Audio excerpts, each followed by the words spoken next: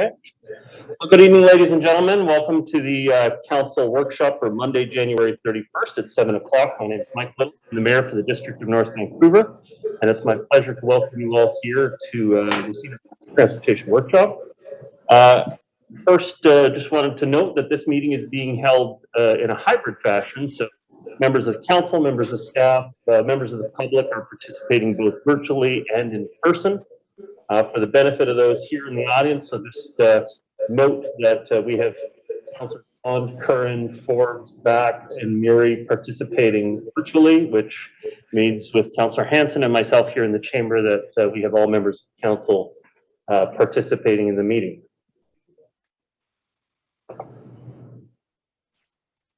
Checking out feedback, all good?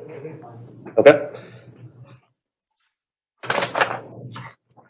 At this point, council, we have an agenda that's been circulated. Are there any errors or omissions from the agenda as presented? Hearing none, will somebody move adoption of the agenda as presented? Moved by Councillor. Is there a seconder on the motion? Councillor Forbes, thank you very much. Call the question. All those in favor? Contrary minded, motion carries. Council, we have 4 sets of minutes from previous workshops that are attached to the agenda. Are there any errors or omissions from those meeting minutes? Hearing none, will someone move adoption of the meeting minutes? So moved. Councillor Back, second by Councillor Hanson here in the chamber. Call the question. All those in favor? Contrary minded, motion carries, and the meeting minutes from previous workshops are now adopted.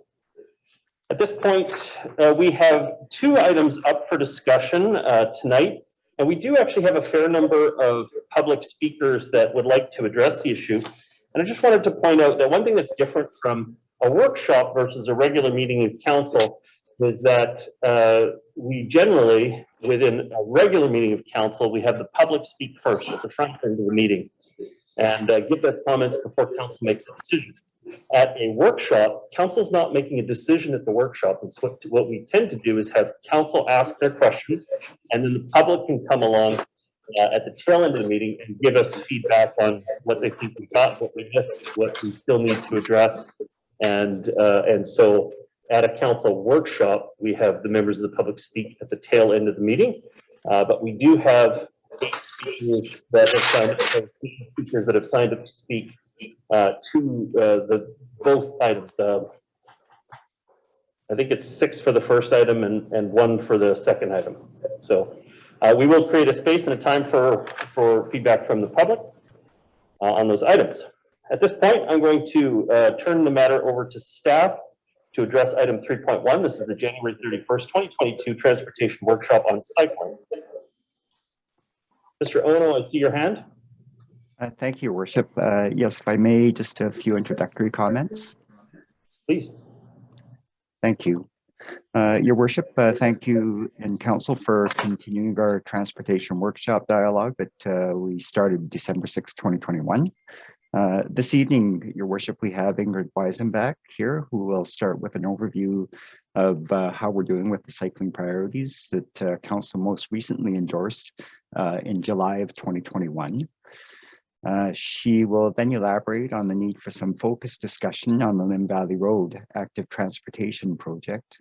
Council may recall endorsing an application for a grant for the Limb Valley Road Active Transportation Project back in February of 2020. The BC Active Transportation Program awarded the district that grant, and staff have been working to advance the project ever since. We've considered input from the public and council as we've been going along. One of the inputs from council was to break the project into 2 phases to allow a little more time to balance the conflicting interests in the available road space we have for the most challenging section, particularly northeast of Peters between Kilmer and Dempsey. The grant is actually due to expire in March, so staff actually has to come to council and seek some direction as basis for our discussions with the province regarding the project timelines. Following that conversation, Your Worship, we also have Steve Carney here, and he'll report out on council resolutions from July of 2019 regarding the 29th Street Road Safety and Mobility Improvements Project. While it's still early days, Your Worship, I am pleased to report that the initial data is showing that the road safety objectives, such as reducing motor vehicle speeds and crashes along that corridor, have been somewhat successful. So, Your Worship, with that, I'd like to turn it over to Ingrid Weisenbach, who will start the evening off. Thank you, Your Worship. Thank you.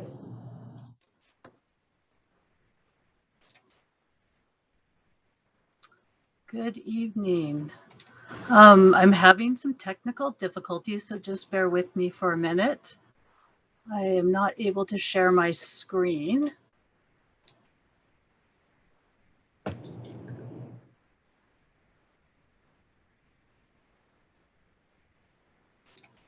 Okay, there we go.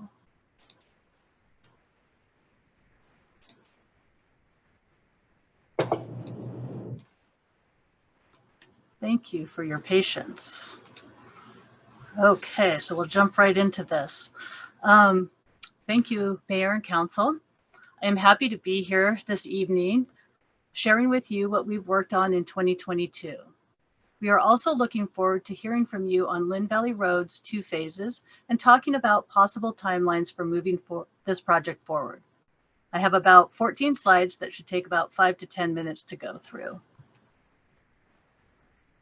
Our official community plan lays out the goal that 35% of all trips in the district are to be made by walking, cycling, and transit. Delivering on the cycling network as identified in our cycling master plan will help us achieve this goal. During previous workshops, Council and staff have identified a subset of the overall network. These priority routes, highlighted here in orange, are the focus for staff to deliver these segments and thus setting the backbone of the network. They ensure that people can cycle between our town and village centers, to key parks, and to connect to destinations in the city comfortably and safely. This map provides an overview of the current state of cycling in the district.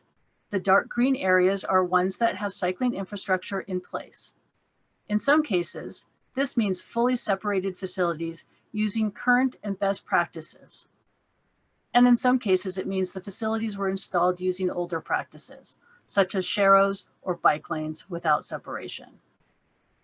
Where we have existing routes shown in dark green here that are also priority routes, we will be bringing these up to standard as part of our work plan over the next 10 years or so. Staff worked hard in 2021 on a number of initiatives to improve the transportation network for walking, driving, and transit. But tonight, I'm here to highlight the work that we've done around cycling. So here's a brief overview of the work staff have accomplished or what we continue to work on.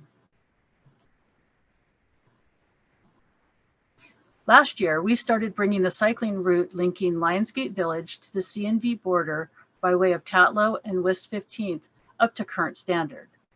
This work was primarily focused on installing 30 km/h and wayfinding signage along West 15th and Roosevelt.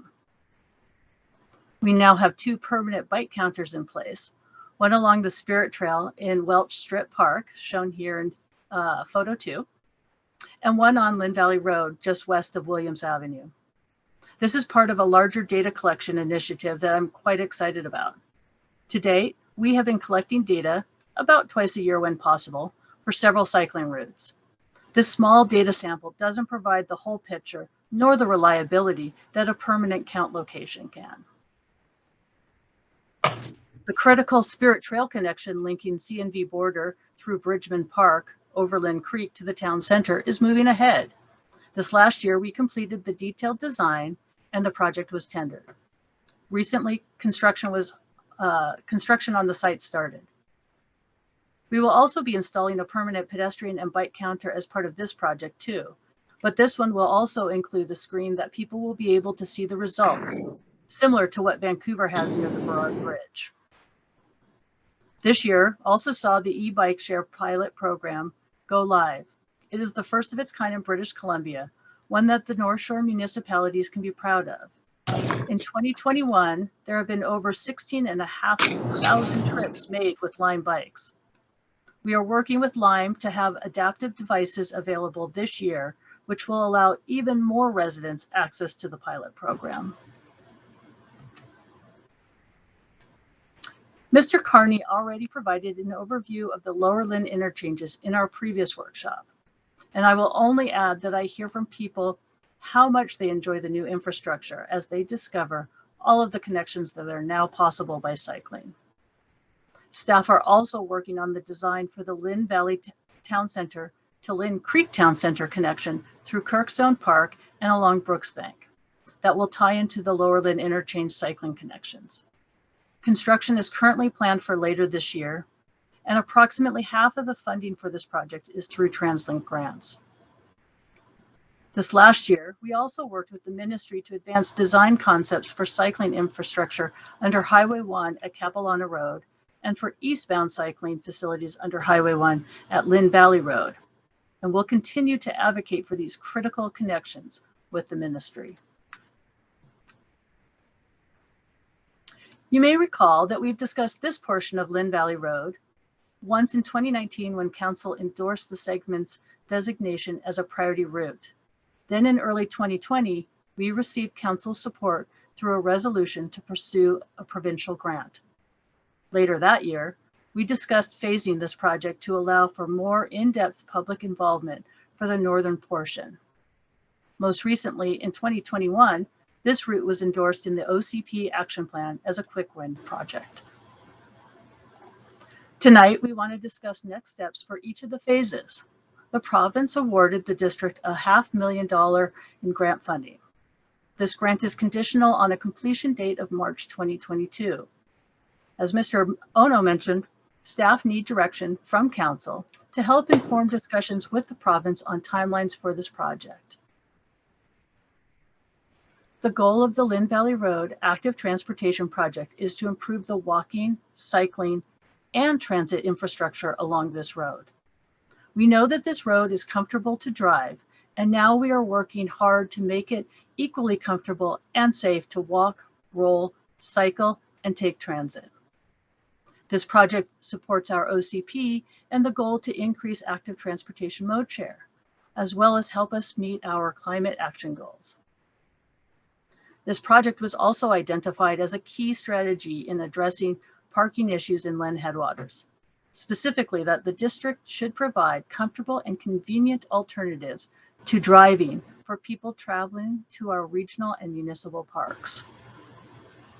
In this presentation, I refer to the southern section running along Lynn Valley Road from Mountain Highway to Peters Road as Phase 1, and the northern section running from Peters Road to Dempsey Road as Phase 2. For Phase 1, the project team met with residents and businesses. They hand-delivered letters to all of the properties, made themselves available to talk, in some cases even by meeting on site. The team held a virtual public meeting.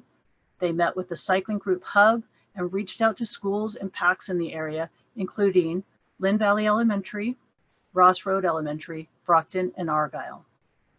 They also met with internal stakeholders to understand and address operational concerns. The team took into account all of the feedback received from all these stakeholders and coupled it with the technical requirements to create a design that balances vehicle parking, pedestrian facilities, cyclist separation, and operational issues. Phase 1 is now in a position to be tendered. The team is recommending we continue to move this project forward so people can start to take advantage of the amenities such as the new signal and cycling lane. Should we receive the go-ahead from Council, the team will work with the province regarding the grant and associated deadlines. We'll come back to this in a moment, but first want to run through where we are with Phase 2. Let me start off by saying that the project team has removed the one-way option in Phase 2 from further consideration due to operational issues and neighborhood concerns. Council is aware of the constraints on Phase 2, from narrow lots, well-utilized parking, grades, utility poles, and vegetation, and the project team continues to look for options to address this section.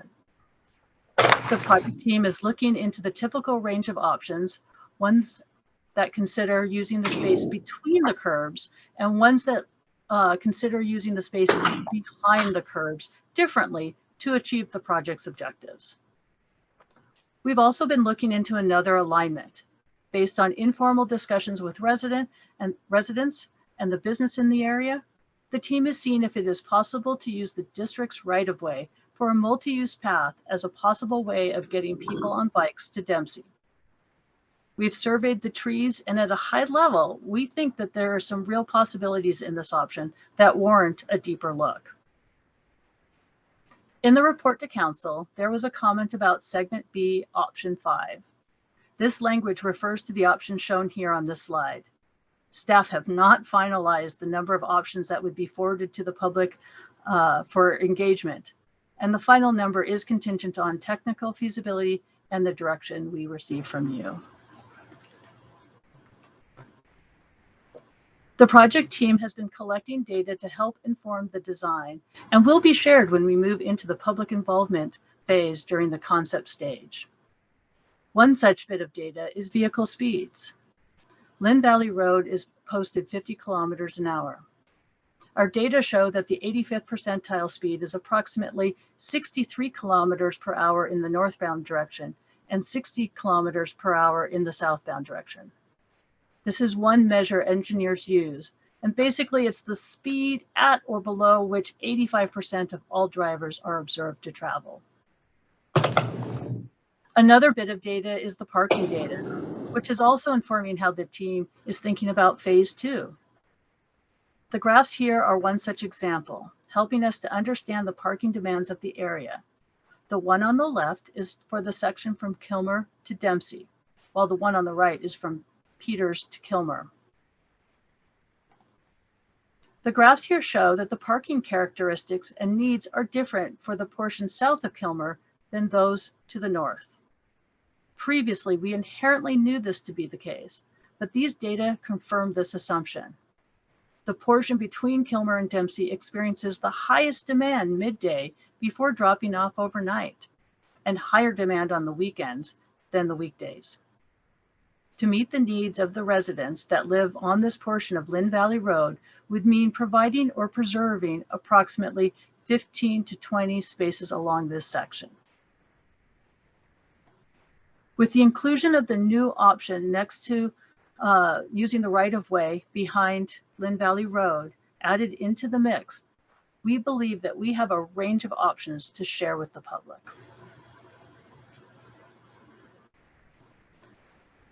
The timeline for option A shown here is a little different than what was shown in the report. We have updated option A based on the timing of this workshop. We are in a position to move forward into public engagement for phase 2, with construction happening as early as 2023. Staff are working hard to deliver council's priority cycling routes. This year, we saw several successes, in particular, key connections opening up around the Lower Lynn interchanges, installation of permanent bike counters, and a new electric bike share program, the first of its kind in BC. These improvements help the district to meet our mode share and climate action goals. Staff is hoping to receive guidance from council on how we should proceed for phases 1 and 2 of the Lynn Valley Road active transportation project. Shown here are the staff recommendations that are open for discussion. Mr. Connie and I are available to answer questions you may have. Thank you for your time. Mayor Little, we're getting quite a bit of feedback throughout the presentation. I don't know if it's a mic, like right now, it's just happening right now. The council chamber thing's supposed to be muted? No. That's the only one? It's Okay. it sounds like a. Anybody here in the audience have a device that they're observing the meeting on? Okay. I don't have an answer for you, Councilor Mary. I'll keep muting people who are not the primary speakers. But other than that, I don't have an answer for you. Okay. Okay. And I'm looking through the list right now. The only unmuted is the council chamber connection. So is it? So do you have to, this has happened before and it was, sorry, Mayor Little, but I think it was you that had two mics on. Double checking, I am muted. Yeah. Okay. Okay, it's just I've had a couple of people message me saying they're getting it too, so we're. Microphone on your speakers. It was. It was. Okay, so we'll keep looking into that as we go on. I hope it's at least understandable for everybody as we proceed. Just want to again clarify something. It's been the practice of this council for the last 3 years to not make formal decisions at the workshop. We consider the matters, we ask a bunch of questions, we try to make improvements, and then the matters return to a regular meeting of council for the decision. I don't know why the boilerplate from some departments keeps coming out and making recommendations that a decision be made at a workshop. That has not been our practice for the last 3 years. So just wanted to clarify that. So tonight we will be considering the projects and giving our feedback on them, but they will have to return to a regular meeting of council for formal decisions. Mr. Stewart. Your worship, yeah, the recommendations are just there as a point of discussion for council. That's the kind of direction that we're looking for, and the extent to which council can provide some input as to whether or not those directions are acceptable would be very helpful. Glad to use them as direction. That's completely fine. Okay, Councillor Murray, you're first up in the list. You have some comments. Thank you, Mayor Little. Thank you, Ms. Weisenbach, for your presentation, and I certainly concur with the work around the interchange and the connections into the town center and Lower Lynn. You know, just really, you know, so much easier to get around there on a bike, given the highway and you know, the challenges that so many have riding in that area. It's a unsafe area at best, with a lot of truck traffic and high speeds, and it's nice to have an alternative. So the improvements in regards to that infrastructure has been very welcomed. I do have a question about the public process for Upper Lynn Valley, or Lynn Valley Phase 1, Phase 2. What can you describe the public process and what took place again? I know obviously with COVID, it's hard to get people in a room to look at boards, and which is what I prefer. I like to have, you know, boards up on easels with lots of staff and the community, the residents and council, so we can listen to everybody's concern and chat and sort of get a better understanding. I have to say, the map that was laid out in regards to, you know, Lynn Valley Road, I'm not sure where that was. It was hard to sort of see on the map or on the roadway what exactly was going to happen. So I just like to understand what the community understands, because I think they probably understand more than we do. Okay, thank you, Ms. Weisenbach. Yes, thank you. Through your worship to Councillor Murray. For Phase 1 of the public engagement, like I mentioned, staff did send out letters to every house along the project limits, as well as to the businesses. We also held a public meeting virtually, because it was during COVID. And so we did provide slide deck, as well as an opportunity for residents to ask questions and weigh in at that time. As if I remember correctly, that information is still available on the website. So for those I was just going to ask what, like, so maybe I'll just ask for like details. So when was that meeting? How many attended? I don't have that information at my fingertips. I'm sure if you give me a few minutes, I can look it up, or we can look it up here. Okay. Great. Councillor Murray, further comments? I would like to, this is sort of our you know, an update. We haven't had one of these updates about Lynn Valley for a while in regards to active transportation. And I guess I was hoping for a few more pictures.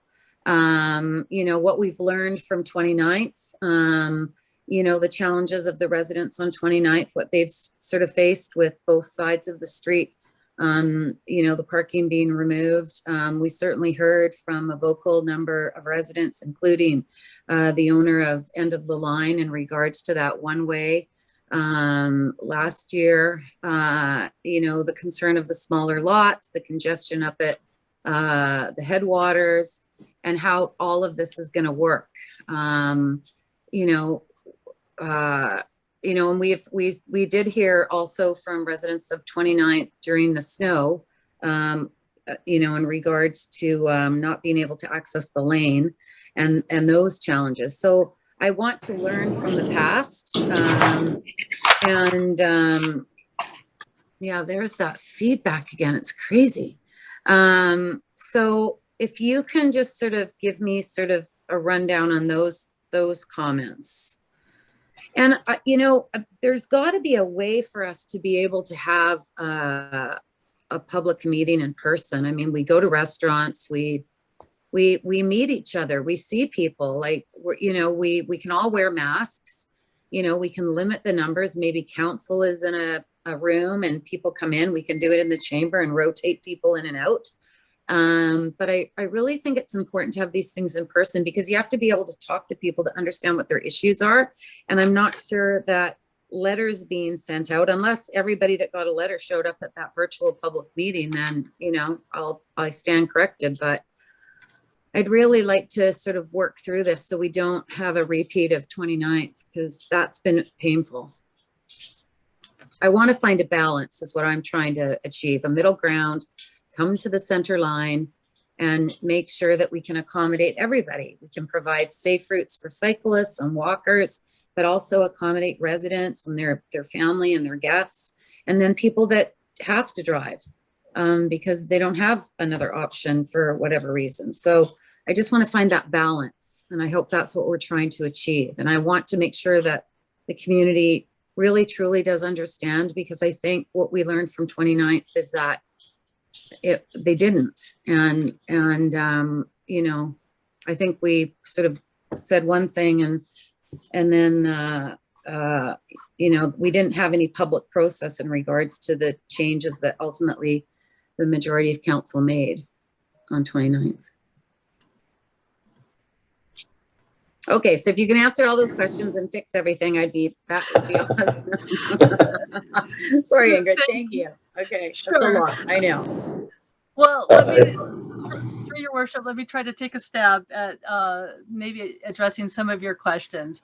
I will say that should we get direction to move forward into the public engagement phase, we would definitely want to make sure we can engage not only the residents in the area, but those that are impacted by this decision. So I think it would be my goal as part of any public engagement that we try to engage the residents through many different methods. So perhaps by meeting on site, perhaps by, depending on where we are with COVID, if we can have an in-person meeting, we would be glad to do that through using social media, using our website, just using a variety of means to get the word out there of what it is that we're looking at accomplishing through this project. So should we move forward into that, we would definitely be looking at trying to engage as many people that use this corridor as possible. I will say, when I worked on the East 29th Street project, we did have approximately 4 or 5 touch points with the public through that process before the March or the May date. So all of that information is available. We worked with residents to understand what the various elements of that project were. We provided the data for what we were making the decisions based on. And I would be looking to at least do that similar type of process, but learn from it and do it even better than what we did on 29th. So yeah, I mean, definitely learning from our past experiences. And when would that take place? When would that public input take place? So based on the information in your report, we could start as early as this spring and work on it over like basically we'd have to start working on getting the information ready to go. And we think we can be ready by the spring. And that would allow us to come back to council after that with what we've heard from the public, and along with a preferred recommendation. So it is my goal that we would bring to the public a range of options, like I said in the presentation, and hear from the residents and from the businesses their feedback. What do they like? What do they not like? We would couple that with the technical information that we would also be working on, and then present that to council to say, here is all of the information and here is staff's recommendation. And then it would be to council to give us feedback on how to proceed. So I'll just end with this, Mayor Little. I would request that council be involved in a public open house format of some sort, with, storyboards or whatever, to talk about this and how it's going to get laid out. What are those options? So we're able to be there and communicate with the residents and the businesses and those that use the route. Thank you. Thank you very much, Councillor Murray. Just my own comments on the matter. So I'm not ready to advance phase 2 yet. I still have some concerns about that. I get that you haven't included a cross section there. Maybe that's a little bit premature.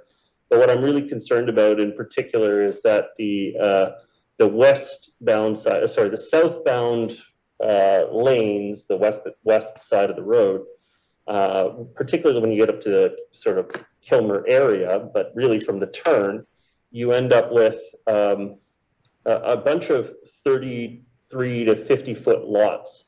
And what the net effect is, and through that corridor, is that there's very little street parking on the downhill lanes. And the street parking that a lot of those places use, because almost all of them have secondary suites, is on the opposite side of the road. And so the problem is, if you do add dedicated separated lanes on the uphill, which is where you would prioritize doing it, because that's where it's hardest to ascend up to in a line, it's going to have the net effect of wiping out incredibly important parking in that area, both for residents and trail users and for the people that support the businesses. So at this point, I'm not prepared to advance phase 2. On phase 1, again, I agree with Councillor Murray. I think that this is something we have to be able to visualize so much more.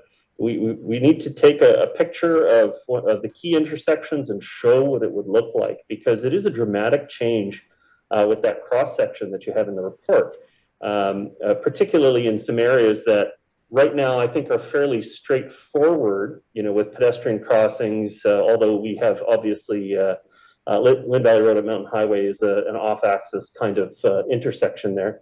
But it's very straightforward now. And what I'm concerned about is that some of the dedicated separated capacity in this area is going to greatly confuse things. So I'd really like to see some modeling of what it will look like in our intersections before we proceed with phase 1. A $500,000 grant, I definitely don't want to lose access to that, but at the same time, if we can't make it so that the community can visualize it, so that we can visualize it, I think it's going to be very hard for us to move forward on this. So those are just my initial comments on it. I think that, I lived on Frederick Road, so I know the area fairly well. I know the other routes that you take bikes through the neighborhood, and I would not normally come down Lynn Valley Road to go up and down through that area.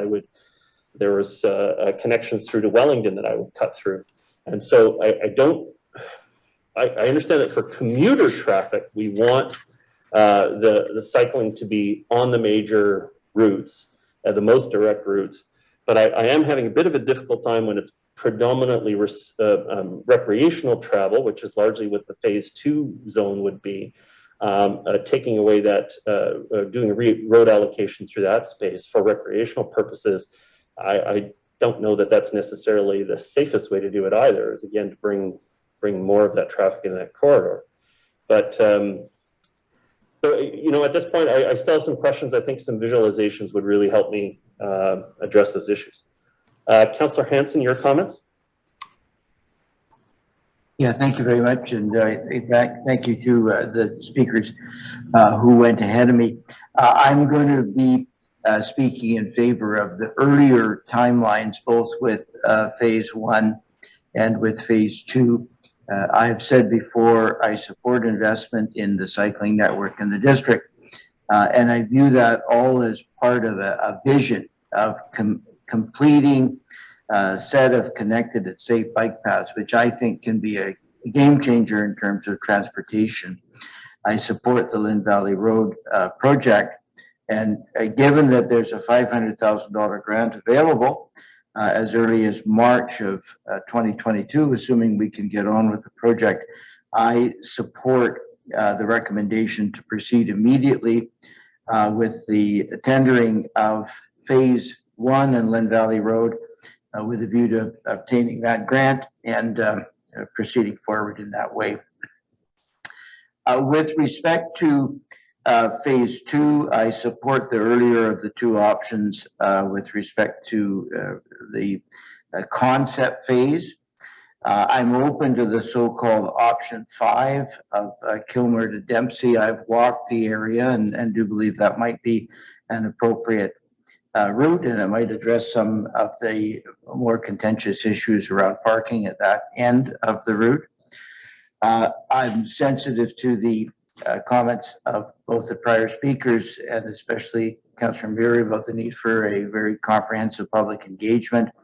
I hope that the engagement with respect to phase 2 is comprehensive and that it really does hear from the community and the different perspectives. And I also would like a public open house where council can interact directly with the public with respect to some of the options. Perhaps there could be models and diagrams that really make it easy for people to comprehend.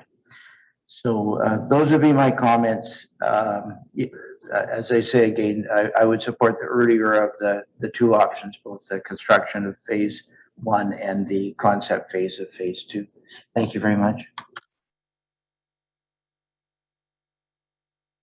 Next speaker I have is Councillor Back. Thank you, Your Worship, and thank you very much for the presentation. As we look back at some of the cycling improvements that have happened over the last couple of years, there's lots to be proud of. Certainly, the areas down by the interchange, I'm glad that was highlighted as somebody that uses that corridor a lot as I commute over to Burnaby on an e-bike. I notice that every day. As far as the Lynn Valley Road project, I do agree with all of the comments of Councillor Hanson. Pardon me. I would like to see us move forward with the earlier timeline as well in both phase 1 and phase 2. I think particularly with the grant that we have on the table for phase 1, we do want to take advantage of that. And I did attend, just as an observer, the virtual public information meeting that was held. And there were lots of positive feedback and comments from those that attended. Within phase 2, and I'm really glad that we have broken up the two parts of this project into two phases, because I think there are definitely some unique challenges with phase 2, but I think staff are well aware of those challenges. It's been highlighted by yourself, your worship, with the narrow lots. There is parking, street parking that's utilized there with the secondary suites that are part of those homes. And as well, End of the Line has certainly expressed their concerns, the owners of End of the Line. I've spoken with them on a few occasions now, and they really rely on the little bit of street parking that they have there for their customers who are coming and going. They had particular concerns around the one-way option. I would have liked to see more of what that would look like, but I can understand why staff have decided to remove that as one of the potential options. But that being said, I still think even moving with the earlier time frame on phase 2 is going to allow enough time to have some thorough engagement with residents within the phase 2 section and of course, End of the Line, given their interest there. I'm quite interested by the option 5, using Kilmer Park and connecting Kilmer to Dempsey that way. I live in the area myself. I'm in Kilmer Park all the time, and I could see how that is potentially a connection that's worth exploring. Like has been said, I want to make sure that we engage in any ways that we can, getting the word out that we are looking to get feedback on this project. So whether that's, signage, I think we did a really good job when we were doing our cycling survey across the district in terms of having, lots of signs out there to let people know it was happening. Maybe something similar is worth exploring for this, and yeah, some kind of an open house would be great. But I would like us to move forward on both phase 1 and phase 2 as quickly as is highlighted in the report here. Thank you. Thank you very much, Councillor Back. Councillor Forbes. Thank you, Your Worship. Just first, a couple of housekeeping. Thank you for the report. Appreciate it. But just a couple of housekeeping things that I'd like to request going forward is much like Councillor Murray said, and I believe the Mayor Little has said, that there wasn't enough documentation and pictures in here. And it would have been nice to have the slide presentation included in the package, in the agenda package. And it also would have been nice to have the drawings of Lynn Valley Road included in the package.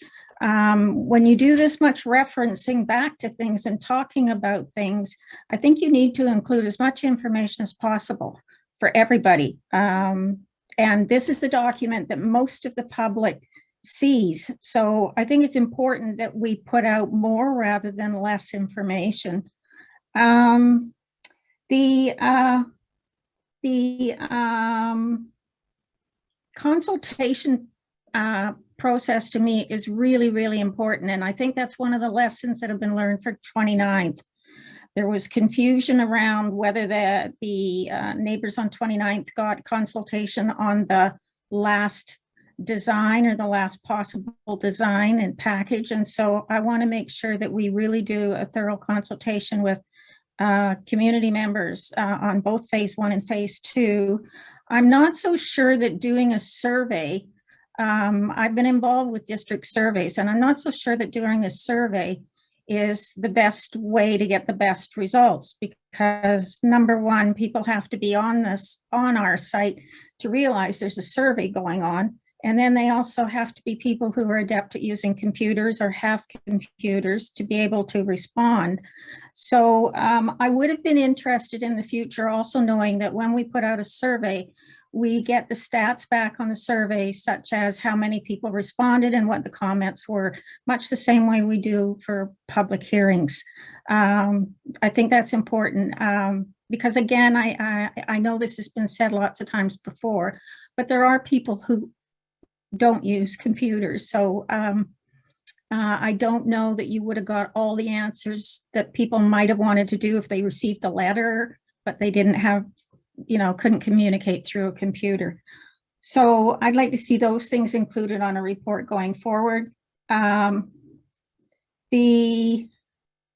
agree with a public engagement open house. I think that would be a perfect way for council and residents to be able to discuss the issues. So I would be in favor of that as well.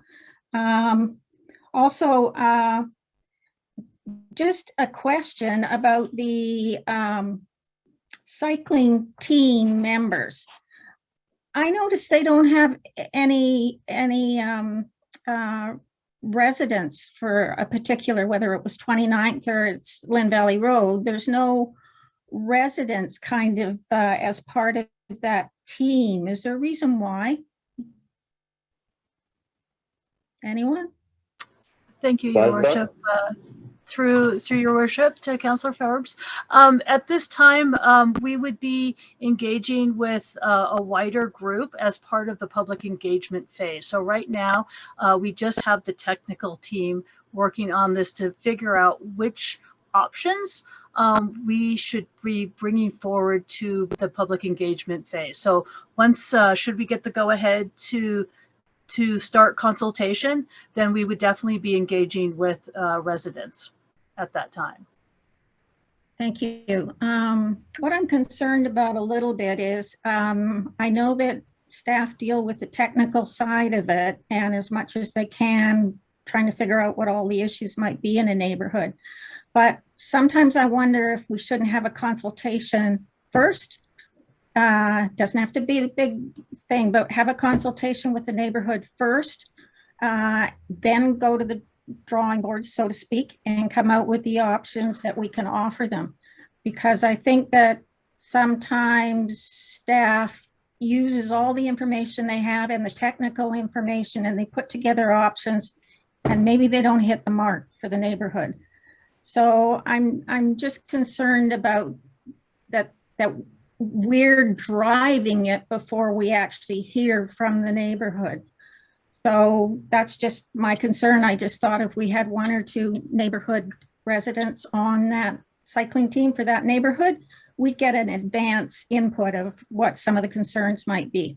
The Kilmer up at phase 2, I've done quite a bit of consultation with the end of the line, and the Kilmer route is obviously favored by the business because it doesn't affect the traffic flow or the parking or their business. And so the end of the line would really favors that Kilmer route. And I favor it too, because it doesn't disrupt the road as much as if we try to start putting more things on the road as well. If we have a parallel route that is less busy, that makes it safer for the bicyclists and also makes it safer on the road, that we're not trying to put more traffic on the road, then I'm in favor of that. I guess, and as far as the timing, I'm not in favor of the early adoptions. And I just have a question. Is the 500,000 grant, do you have to give them a timeline for both phase 1 and phase 2, or just phase 1? Through your worship, I believe that we have to give indication for both phases. When we applied for that grant originally in 2020, it was before we separated the two projects into, or the one project into 2 phases. So we do have to go back to the province and give them an updated timeline for both phase 1 and phase 2. Is the 500,000 for both phases? It is to cover a portion of both phases, yes.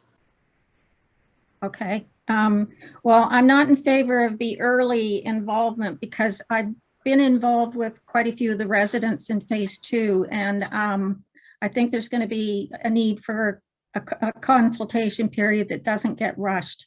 So I would be in favor of, I guess it's your option B, timing. And I think that's it for now.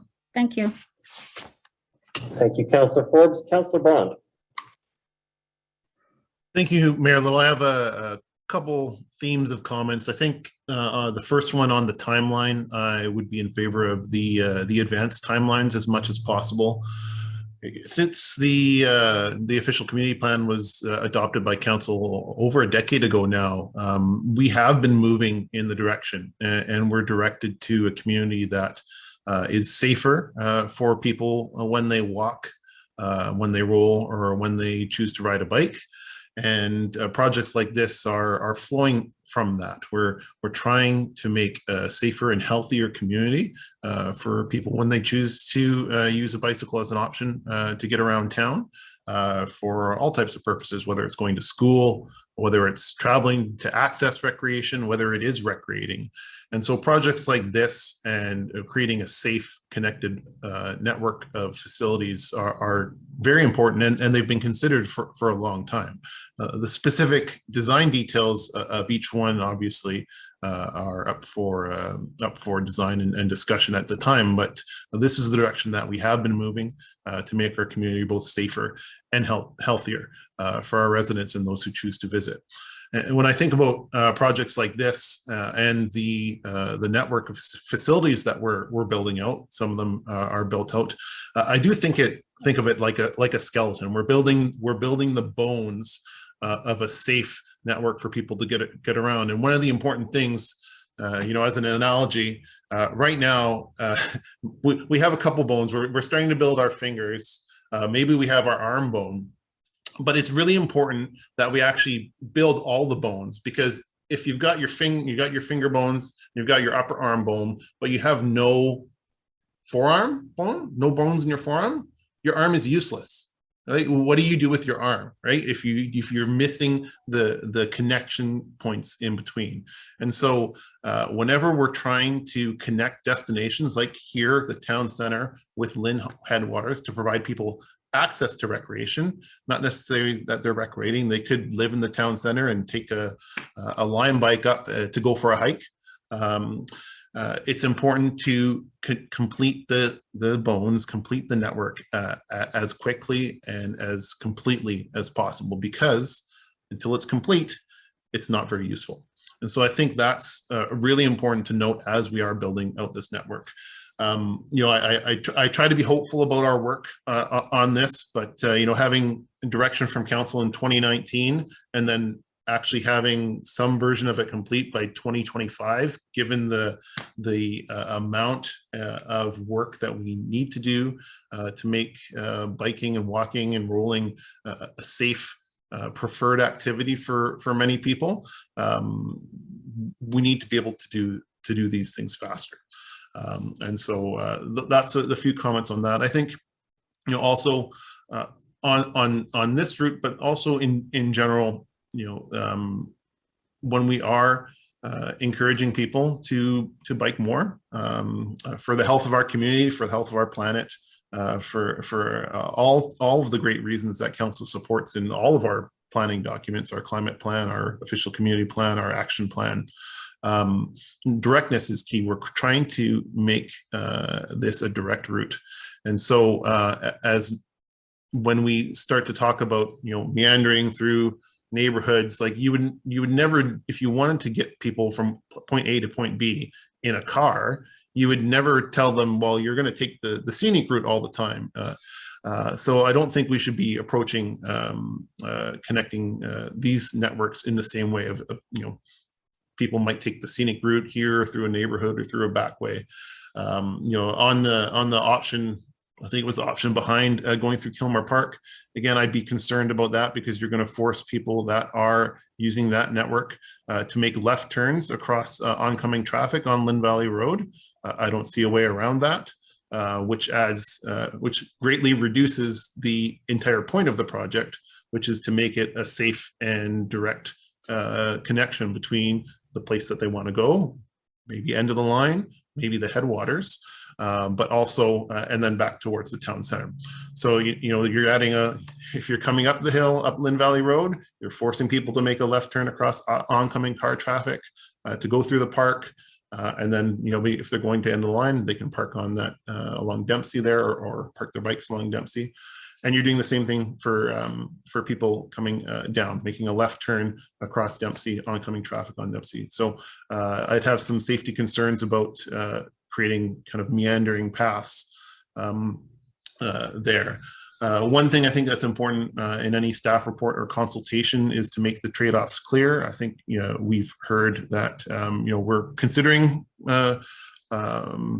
meandering routes as a trade-off for, say, parking or other concerns. I think it's really clear to make those clear, that if staff can explain that there is no safety impact for forcing people to cross oncoming traffic on their bikes, then let's see that. But if it's not, then let's make clear that the trade-off is safety, and we're going to prioritize something else. So I think that generally, these types of projects we should be able to do much quicker.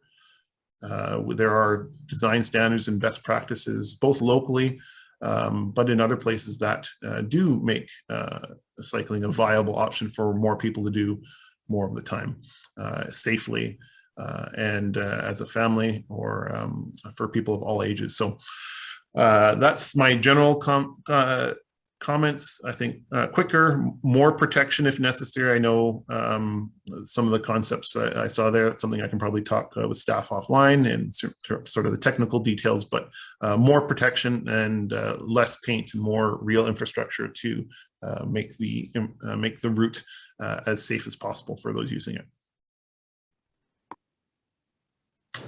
Thank you, Councillor Bond. Next speaker is Councillor Curran. Thank you. Oh, there we go. So these conversations are challenging. I think for sure, I understand that change is difficult, but there is a real dissonance between what we say and then what we do. And the fact that, we're having this conversation in this context of calamity after calamity with no real sense of urgency, I think is a valid dissonance that especially young people have. So I would ask council and I would ask the community, and I agree we need to go out to the community to ask everyone, what kind of world are we creating? And what kind of world are we leaving behind? Because I see these investments that we make in health, in vibrant communities, as investments in the future. And one thing that none of us sitting here on council had to have was growing up with an unstable climate. So no matter what we do, every single young person today is growing up with an unstable climate. And there's things that we can do to every single time we have a choice to try to make it better. And to make it better means that we prioritize things that are healthier, both for the planet and for people. And it means that we come together as a community for these big, bold moves that we have to make to leave, to give the best chance that we can for a stable climate. And so I do get emotional about this because there's just such a dissonance between what we say we're going to do. Like, I feel like we're having a conversation that we could be having 20 years ago. And we've declared a climate emergency. We have an OCP, we have a mode shift target, we have a transportation plan, we have a cycling plan. We all unanimously declared a climate emergency. We have our climate emergency, or the SEEP plan. We've got equity strategies. And we need some urgency around these transformations that actually lead us to a better place for everyone. It's going to be quieter, it's going to be greener, it's going to be healthier, it's going to be better for everyone. And it's the best chance that we have is to make big moves. So I feel like when I don't feel that sense of urgency from anyone, that we're approaching this in the same way that we perhaps approached it a decade ago when this plan was first conceptualized, is concerning. And I want us to work with the community to be having the right conversations, because if we're having a conversation that we would be having 20 years ago about the same thing, I would say we're not having the right conversations. And I'm totally open to doing that. But I would ask all of council to work together on having those right conversations about the sense of urgency. This should be a climate emergency response. Every single time we have an opportunity to do it, that's what we need to do at this level. That's what we need every single person who has the choice to make policy to do. So that's what I'm asking council to do. And I would direct staff to always approach everything with that climate emergency response, which is all about centering health. That's what it is about. It is about having a healthy, habitable planet for everyone. Thank you. That is all. Thank you, Councillor Kern. I unmuted too many mics. There we go. Thank you for your comments, Councillor Curran. I just want to respond to that a little bit. Yes, of course, we have given direction to our staff to view decisions throughout our organization, top to bottom, through an environmental lens. We have all unanimously said that we support that we have declared a climate and ecological emergency. I don't see the direct line to this project. And that's the problem, is we still have to make a justification for spending $1.4 million on this project versus another project.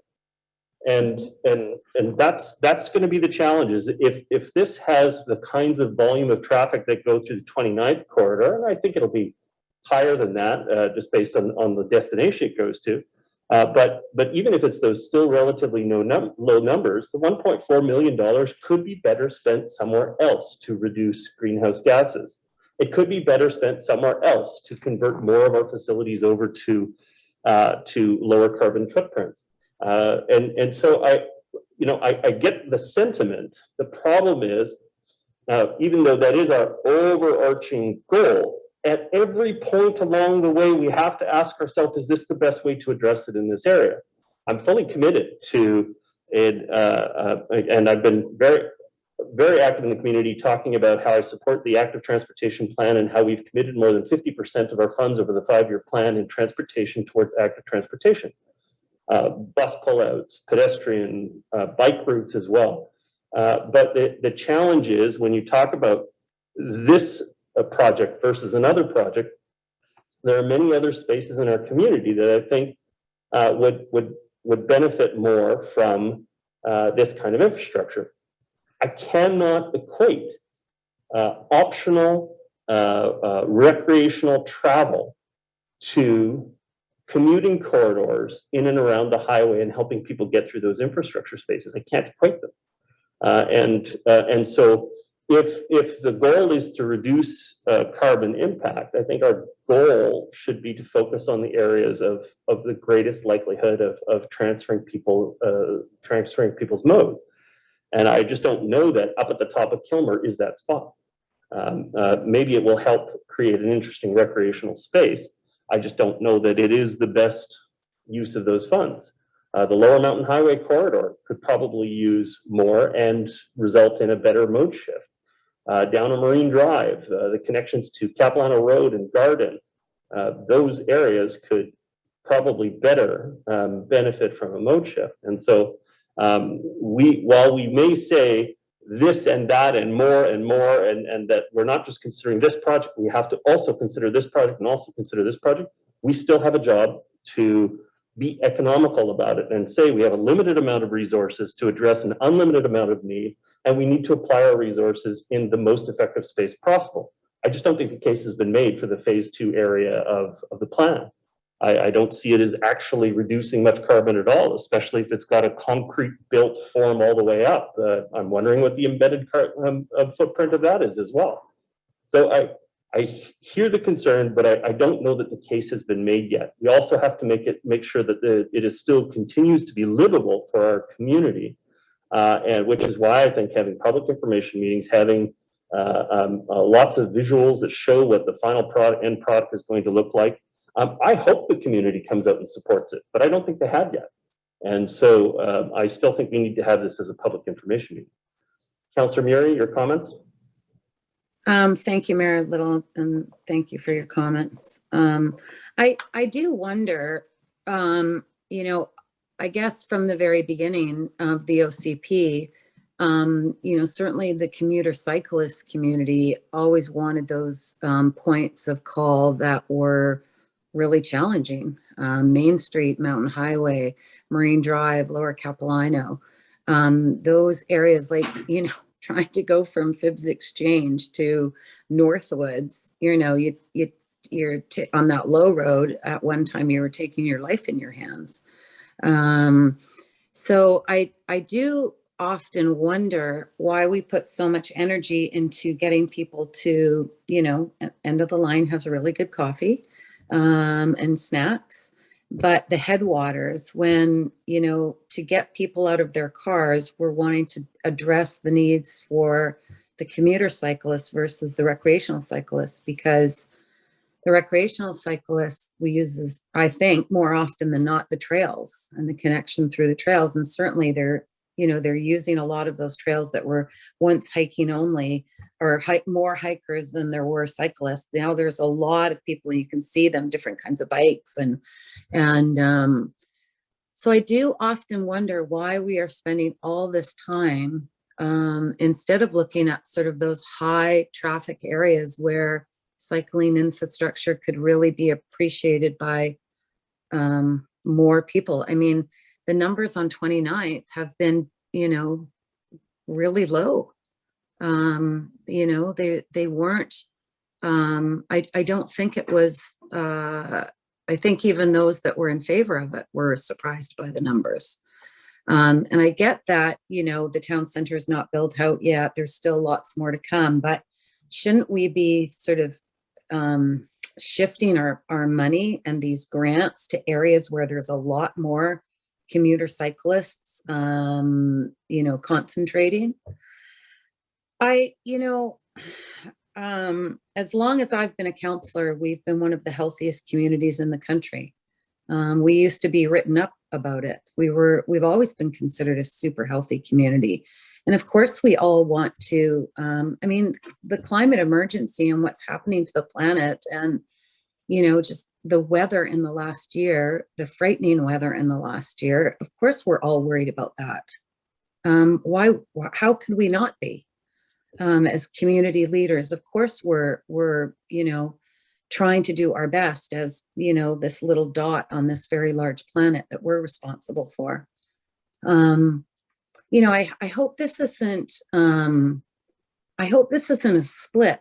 I find these splits to be so counterproductive to, you know, what we're trying to do for our overall community.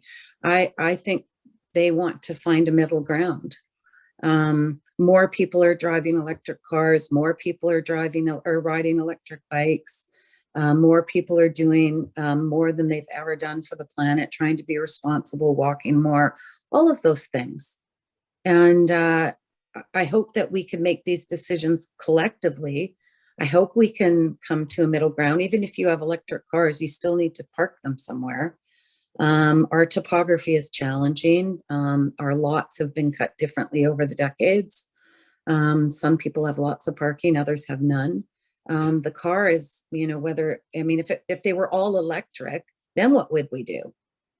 We'd still have to put them somewhere, right? So, you know, I just, I find this, I don't know, and Mr. Joyce, Mr. Carney, Mr. Ono, you're on this call, like, I don't know how we prioritize these things. Like, is the safety along Mount Seymour Parkway more critical than the safety going up to the headwaters on Lynn Valley Road?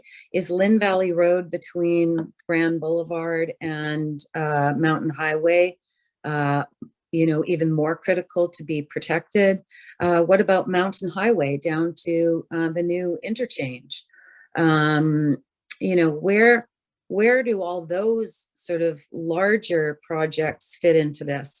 I know we always try to, and this was the frustrating part, is we always try to build these bike lanes within town centers, you know, when developments are approved.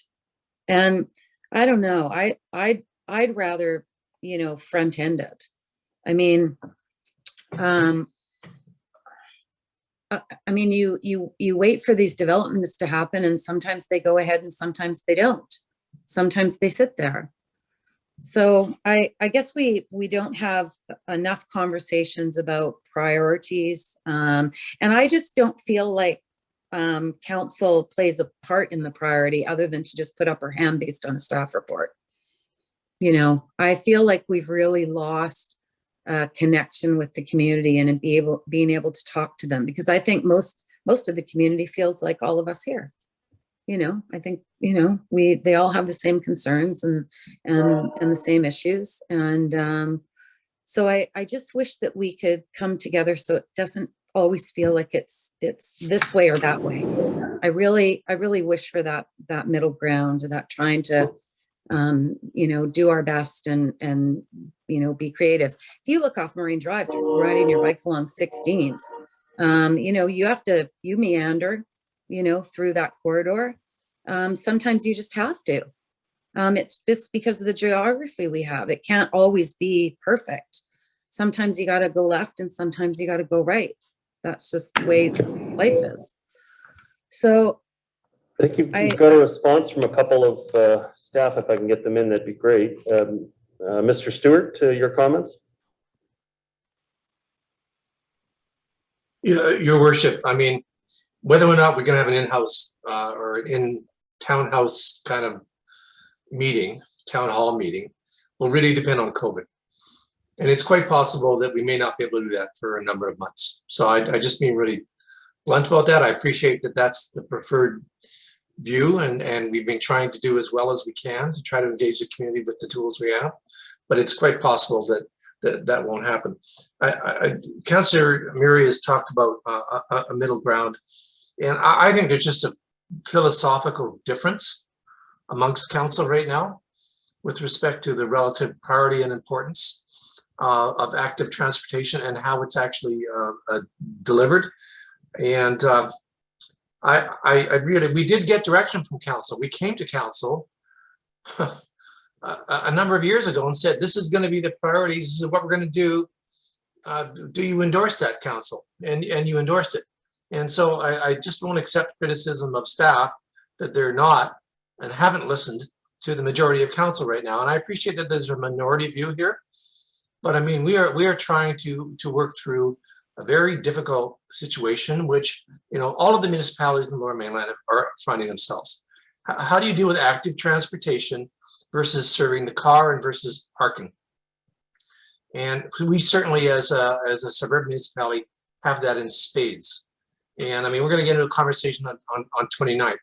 I don't know that there is a balance that we can strike when there are very, very different interests. And unfortunately, that's some of the challenges that council faces as part of your role as politicians, is to make those very, very difficult decisions. We can try to make it as easy as we can, but the fact of the matter is, at the end of the day, it's going to have to be a decision. So I just want to be really clear about this. I mean, we'll do whatever council wants us to do.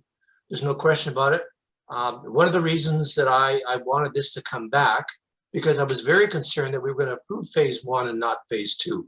And they were going to end up with another situation where we approved half of an active transportation network. And that's what we've done, and we've been criticized for by the community for a long time now.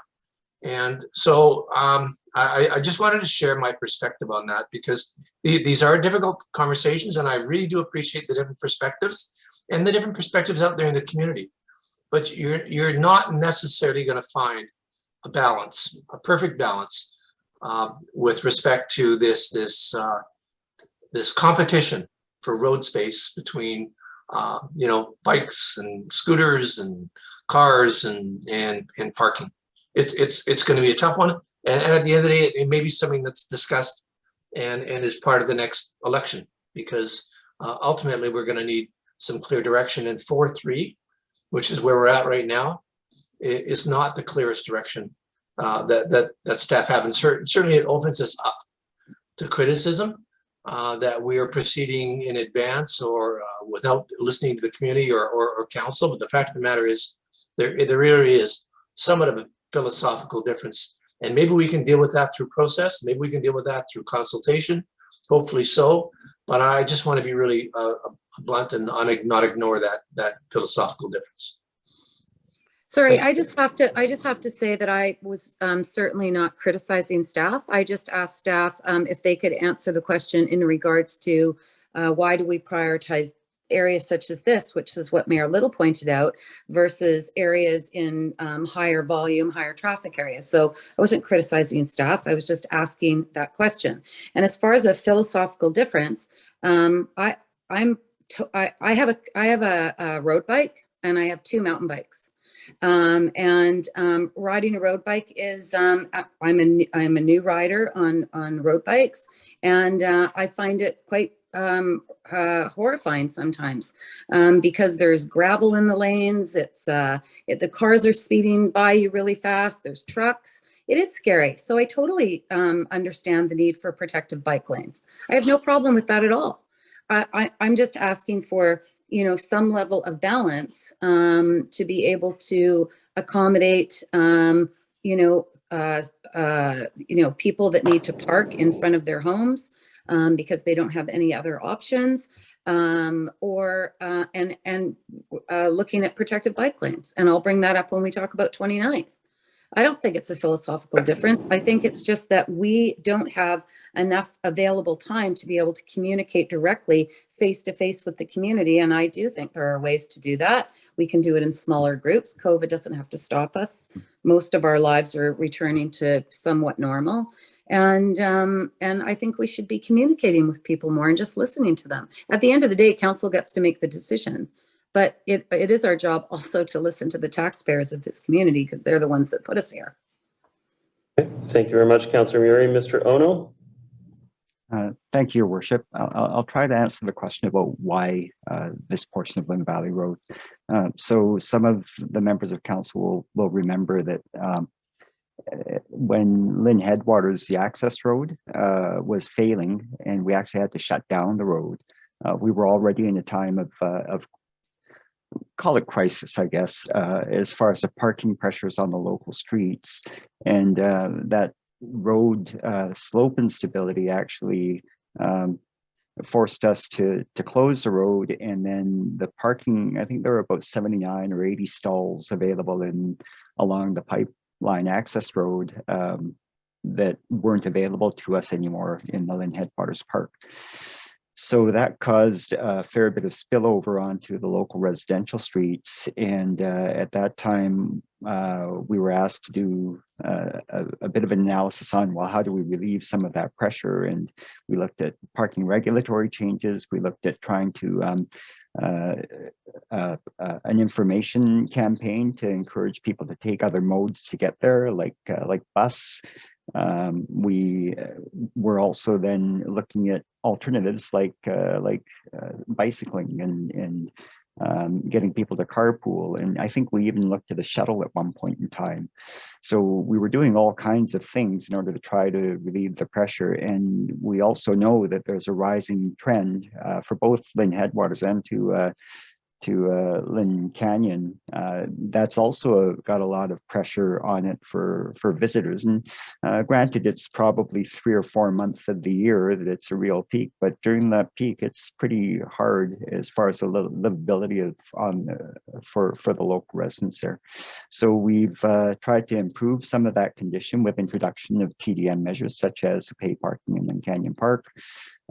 We have also this also knits together fairly well with the e-bike share program, and we're trying to get to the point where we encourage people to choose that mode to get out to these places rather than driving their cars and parking and whatever. So there's quite a few things we're trying, and that's why this particular section of Lynn Valley Road is a priority, because it came out as one of the things that we could do to try and get people to shift mode, and that in combination with e-bikes coming on stream more and more. And I will go back and say that, yeah, we have been trying to get feedback from the residents, and we've heard a lot of feedback actually. And it would be great if we didn't have a split. I agree with Councillor Murray for sure that it's much easier when we have a unified council, because then we know exactly what we're doing.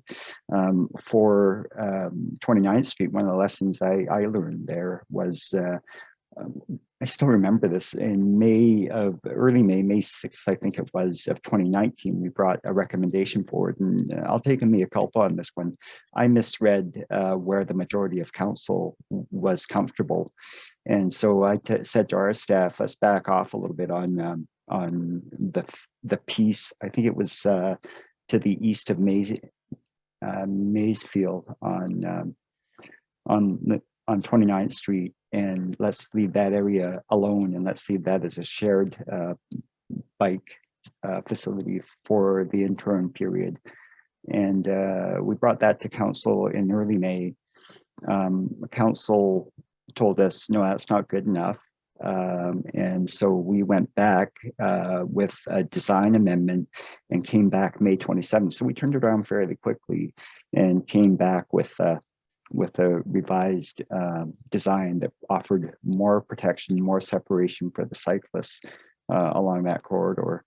And so, like I said, I'll take a mea culpa on that when I misread where council direction would be. I gave our staff probably inadequate direction. And so May 27th, we came back with a design that was supported by the majority of council, and that's what got built out there, and that's what we have now, and it does offer better protection for the vulnerable road users. So that's how we set our priorities. We really do try to take direction from council, your worship. Thank you. Well, thank you for your comments, Mr. Ono. I think all of us have learned a lot about that project and several other projects in the community where you start with an impression of how you want to see it work, and the traffic doesn't necessarily follow what you had in mind, and so you have to come back and revisit the matter. When the facts change, so do I. So when we get updated information about the usage in the corridor, we propose alterations that may better address the concerns of the community. So there's there's a lot of grace around here for doing your best and making mistakes and learning from them, and then responding in a way that's in the best interest of the community. Mr. Carney, your comments. Thank you, Your Worship. Just wanted to offer a little bit of information on the corridor with respect to cycling volumes. And so we're still compiling data from 2021, but I do have in front of me here a report to council, information report from September 9th, 2020. And I really just wanted to point out that kind of to build on what Mr. Ono had said, you know, in terms of cycling volumes, the Lynn Valley Road corridor ranks, I would say, in the top 5 or 6 corridors in the district. We're looking at close to 300 cyclists a day, and this is from spring 2020. So it's up there with Capilano Road, Mount Seymour Parkway, Main Street, and West First is another high corridor there for cycling. There certainly were, you know, a few lessons learned on 29th. I think we can all acknowledge that. Number one, the need for more consultation and meaningful consultation. But number two, to try and find that balance between, obviously the road space. And so I'm not sure if it was clear to all of council, but in the Lynn Valley Road active transportation project, as part of phase 1, we are proposing 2 distinct parking pockets. And so in total, there would be, I think, about 12 or 13 on-street parking spaces in addition, to the cycling facility. So we're hoping through that, that helps to achieve that balance. There's some other minor tweaks that we've, from lessons learned that will better facilitate solid waste collection. But just wanted to point out those 2 points for the corridor. Thank you. Okay, thank you, Mr. Carney.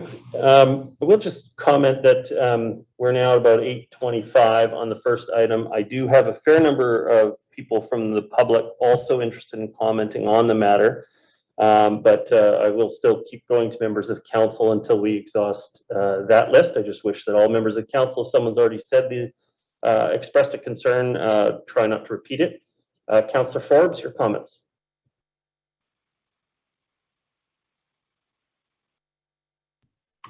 Thank you, Your Worship. Maybe instead of doing a dialogue, I'll just spit out the points I wanted to make. I've asked, and what I would really like is I'd like sort of a 30,000-foot level policy on bike lanes. Obviously, depending on the location of those bike lanes, there would have to be adjustments. But I mean, if we could just say that policy, generally speaking, is we have either shared bike lanes, or we have them all on one side, or we have them on both sides, or if we could get to some sort of policy, then the public would know generally what to expect, and not sort of be, as soon as they hear there's going to a bike lane going in, a panic time. So I think we should have like a larger policy about the type of bike lanes we're going to put in. Also, I just like to say I'm in favor of saving the planet. I'm in favor of bike lanes, but what the issue is for me is the transition and how we do these things. I don't think we should be forcing anything down a taxpayers' neighborhood, and so I do believe in consultation. I don't think my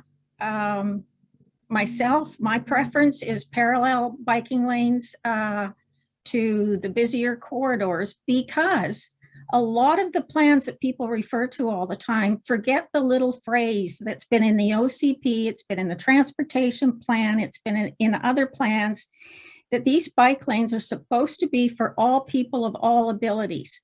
And I wouldn't take a child down 29th. I don't care what kind of protection you've got on it. So if we're supposed to be building bike lanes for all people of all abilities, then I think it's safer for the bicyclist to be on a less busy lane, but as direct from A to B on a parallel route as can be, because then they're not going to be inhaling all those gas fumes from the super busy routes. And also, I think Mayor Little mentioned before that about 20% of the population is using bicycles, maybe a little bit more now because this was last year. But about 1 to 2% are commuters. So why are we doing what 1 to 2% want? I don't understand that. We should be trying to meet the goals of the all users at all abilities. And that's in our OCP from 2011. So I don't know where it got off track. I wasn't on council. I don't know where it's, we can connect town centers by using less busy routes. We have a lot of streets in North Vancouver, and a lot of side streets are a heck of a lot less busier. The other point I was going to make is resources, and I mean both staff resources and I mean financial. 29th was 1.5 million plus, and that was for one section. And the next section to Lonsdale is the city of North Vancouver that was on board to do that. Well, I just recently found out that the city of North Vancouver is in a bit of a budget priority rearranging, and therefore they pulled doing their part of 29th Hill for a while. It's not going to be in a timely basis where we're going to see the other side of 29th done. And that's regrettable because we've done one part. I'd really like to see the second part, to be completed as soon as possible. We've already finished our part 2 years ago. So, and money-wise, 1.5 for half of 29th. What do you think it would cost to do phase 1, phase 2 of Lynn Valley Road? Just say we double it. If it costs $3 million, I'm saying the same thing that has been said before me. I think the mayor said it. Is $3 million and staff time more well spent on? Right now, I'm talking to people who are cyclists in upper Lynn Valley, and they're saying they don't need this. This is a fix for a problem they don't have, and they don't want it. So I think there's a certain squeaky wheel that's really pushing this to do this. And I'm thinking $3 million, I'd rather put that towards homelessness, shelters, maybe affordable housing. That's where I'd rather put it. I'm more concerned about putting a roof over people's homes than getting the fastest route to on a bike lane. I'm not saying I don't agree we should have bike lanes, but we can do it a different way. And it would cost us less money. And the other thing, which nobody says, but I'll say it, is that the cyclists don't pay for the roads. So, you're pushing all the or you want to push more cars off the road. But then who's going to pay for the roads? That's the taxpayer that's paying for those roads, not the cyclists. They don't have insurance. They don't have a license. Not all of them are homeowners or taxpayers in that way. And they're paying for other things in the district, not the roads. So a couple of other points was just, I think there is a way to make a compromise. And I've tried talking to some of the very strong-minded cyclists that want the direct route. And the words I get back are, "We deserve this." I don't think that's a compromise. And I wish that people would come to the table willing to listen to a compromise. And just on the weekend, I had a social media comment back to me that I pull my child behind me in a bike trailer, and they're not safe on those roads. So we need bike lanes.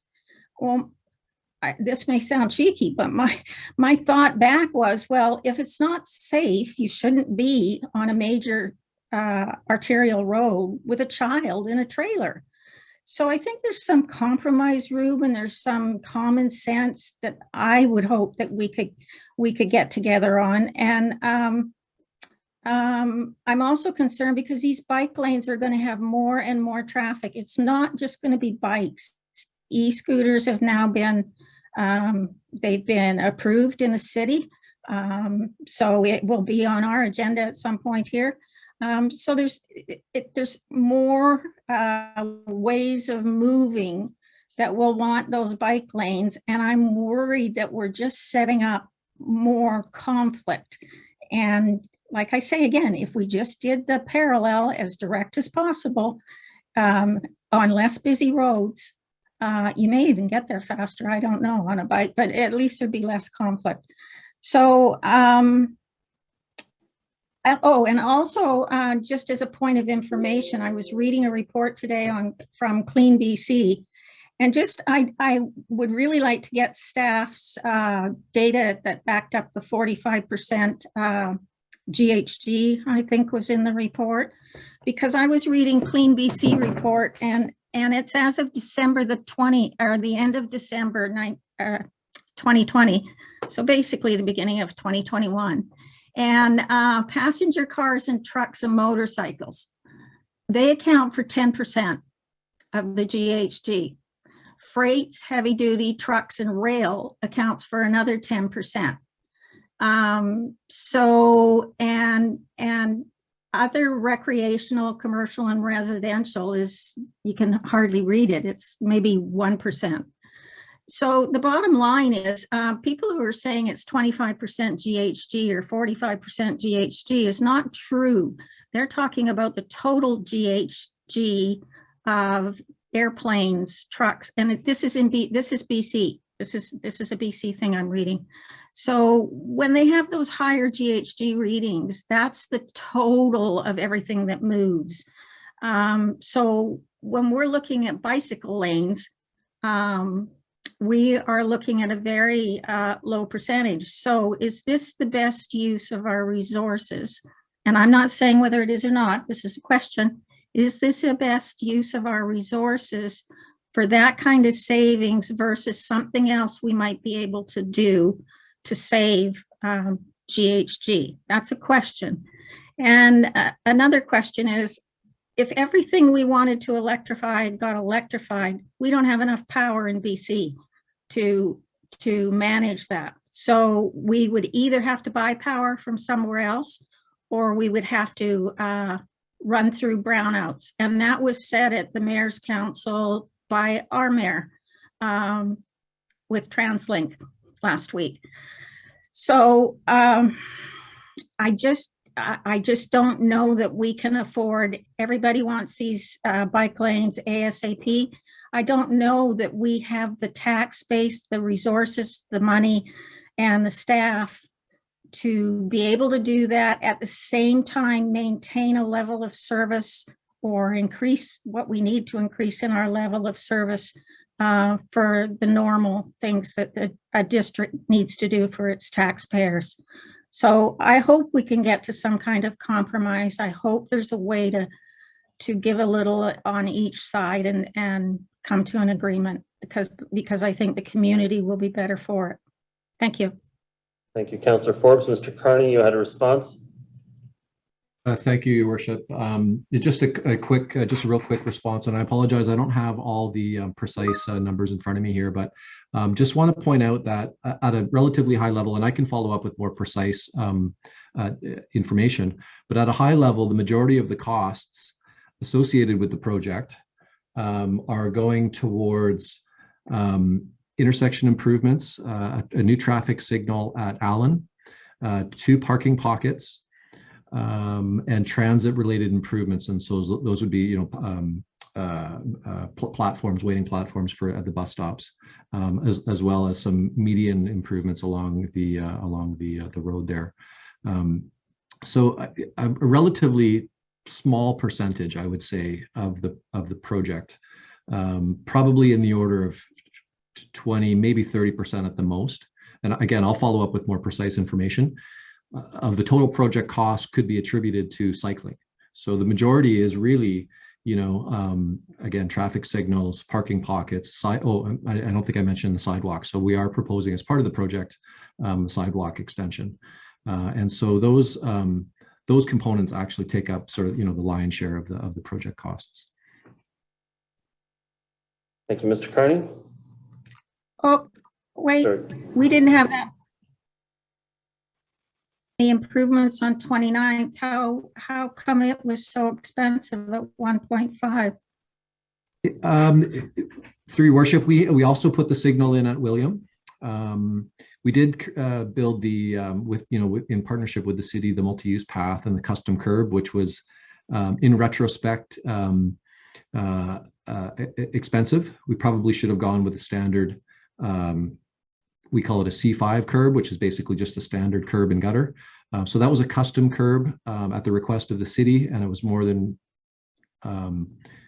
we were expecting. But again, with that project, there was quite a bit of sidewalk construction, and again, the traffic signal there were the major components of the project in terms of cost.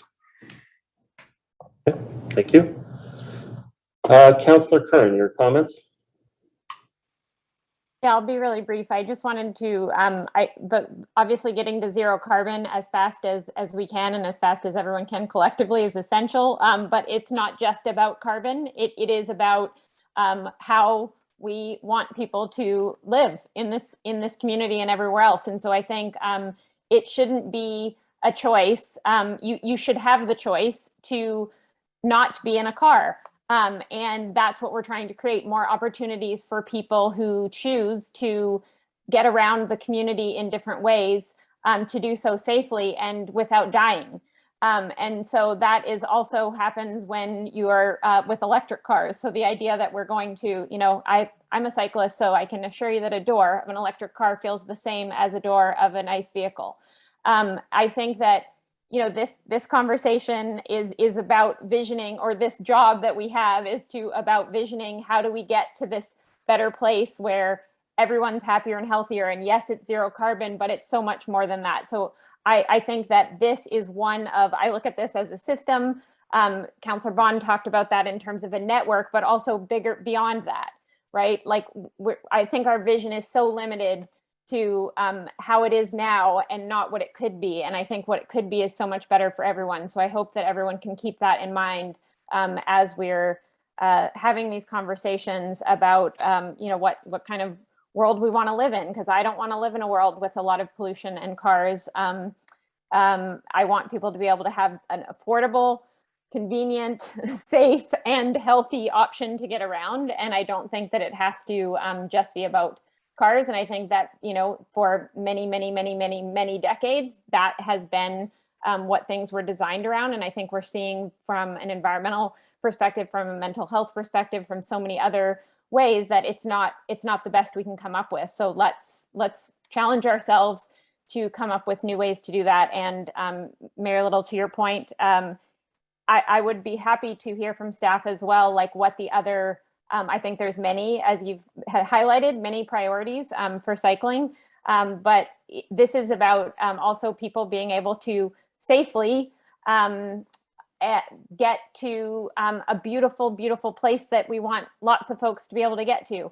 And so I think that providing more ways for people to do that makes a lot of sense for everyone. So I hope that we can just keep that vision of where we're trying to go in our future and think of the hard decisions that we make today, decades from now, and even by 2030, if we are to realize some of this vision, it will be these decisions that we made that get us there. So that's something that I always keep in mind. Thank you, Councillor Curran. I just wanted to comment on that. I sit on TransLink's board, and the TransLink 2050 plan added for the very first time. It was unanimously passed earlier in the week, but it added for the very first time transit to recreational spaces as being a priority.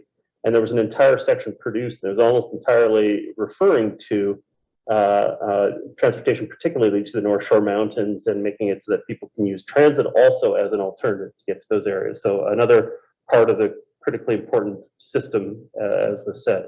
Councillor Back, your comments? Thank you. Just a couple brief comments as well. I want to just reiterate my support for this project and every other active transportation project that we can do in the district. I'm glad that Councillor Curran highlighted again our vision. I think we can be a community that's just safer and more enjoyable for everybody. I keep thinking about myself riding up through this corridor on my bike with my little guy, my little son on the back. Do I feel safe right now doing it? Not particularly. I certainly wouldn't, with him on the back, I certainly wouldn't want to do this without some greater protection that I think is what we're able to do here with a project like this. And I acknowledge the challenge that staff has. I want to thank staff for doing the best that they can to listen to the community and listen to council and try and find the common thread, because we are going to get pushback for all of these types of projects. It's, change of any kind is hard, and I recognize that. But I do think that if we are going to achieve any of the goals around mode shifts, particularly within our OCP, we do it through these kind of projects, and we have to stay, committed to that vision that we've all agreed upon. So when I talk about engagement, maybe it's not the same kind of engagement that others around the table are talking about. I just want to make sure that people know that this is happening. They've had opportunities to weigh in if they are directly impacted, but I do want to see this project move forward and in a timely way. Okay, thank you very much.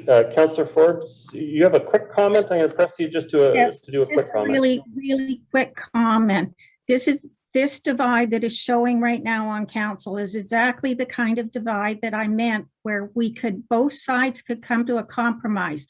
I want divided or protected lanes so that the bikers are safer. I think they'd be healthier riding on parallel routes.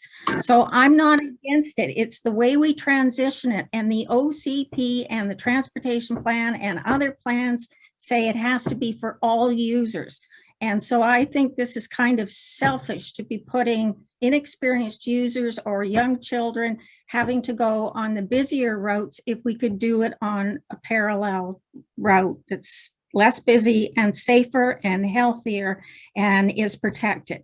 So don't get me wrong, no matter how many times I clarify this, I always get pushback from other council members as if I don't care about health and I don't want bike lanes. That's not true. I just want them implemented in the best way possible for everybody. Thank you for your comments, Councillor Forbes. And I will just say, I'm also not a no for phase one. I think that we need to just communicate it to the residents and talk to them about it, because frankly, a lot of the stuff that we've seen here, and there's not a lot of visuals, it is still the first time. And so we may have had a discussion about it back in 2019, but that cross section of what the streets would look like, how the concrete would separate it, the community hasn't seen that yet. We haven't gone up to the community with that yet. And I think we have an obligation to. But I'm not a no, I think that we need to communicate it better. At this point, I'm going to move over to members of the public who signed up to speak. Again, the reason why we have the members of the public after council on these matters is because the report comes in a rather draft fashion. Beginning, council has an opportunity to comment on the staff concerns.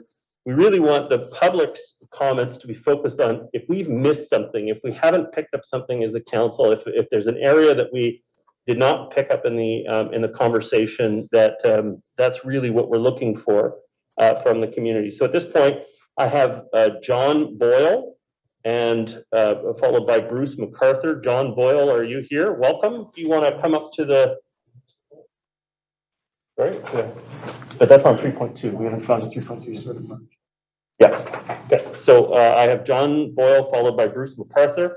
John Boyle is here in person, so if you want to come up and sit in one of the chairs there, we'll get the microphone going for you. Welcome. You have 3 minutes to address the council. Okay. Thank you, Your Worship. I'm not against bikes before I start. Thank you for allowing me this opportunity to speak. I live in Walters Place, at 1327 Draycott Road. Back in July 2021, I emailed Shahzad on the transportation concepts, which are under further review. She was very helpful in clarifying these details at that time. I haven't seen any updates since. My objections relate to the phase 1 concept idea of eliminating the southwest exit from the Draycott Road cul-de-sac onto Lynn Valley Road, or alternatively not being able to enter Draycott when travelling southwest on Lynn Valley Road, northeast of Draycott. And I'll explain as follows. The concept idea would force drivers exiting Draycott from Walters Place or Brookwood North, which has got a total of 99 suites between the two of us, and then we'd have to head northeast to Institute through our school zone / daycare, west onto Frederick, south onto Mountain Highway, and the Argyle Secondary School zone. Note that the 99 Draycott residences also involve some 2-car families. Alternatively, one would have to drive a considerable distance along Lynn Valley Road to Allen Road, etc. Then there is the reverse of all of that for accessing this Draycott cul-de-sac. In addition to the Draycott residences, also impacted would be mail and courier deliveries, visitors, recycling, garbage collection, emergency vehicles, overflow parking for the Maple Garden Centre, along with users of the parking lot for the TD Bank bike shop, animal clinic, hairdresser, Waves coffee shop. I've lived at Walters Place for 4 years. There has not been one accident leaving Walters Place going onto Lynn Valley Road, not one. Overall, there's a considerable amount of traffic that would be impacted by adopting the concept ideas for Draycott. I see there's been an email distributed this morning from Steve Carney noting adjustments to maintain full access. Please provide sketches or reports for input to all Draycott residences regarding this, because I'm not familiar with it. And whatever you decide, please do not use concrete barriers and waste space. The plastic line divider posts, such as already exist on Lynn Valley Road, are much less intrusive. A further option, which I agree is down the road, would be to consider developing the laneway east of Walters Place through to Ross Road. Thank you for your consideration. Thank you for your comments, John Boyle. Next speaker I have is Bruce Mcarthur, followed by Jasper Tam. Bruce, oh, sorry, Mr. Carney, did you have a quick response from staff? Thank you, Your Worship. Yes, I can report back that we are aware of the concerns expressed by the residents on Draycott, and we have adjusted the design to permit full movements at that intersection with Lynn Valley Road. Thank you. Thank you very much, Mr. Carney. I'm going to have him talk to you directly. We're way over time on this item. Thank you very much. So Mr. Boyle has provided his email address. Mr. Carney, I'd like to make sure that you connect with him going forward. Next speaker I have is Bruce Mcarthur, followed by Jasper Tam. Is Bruce online? I'm on. Yes, I am. Welcome. You have 3 minutes to address the council.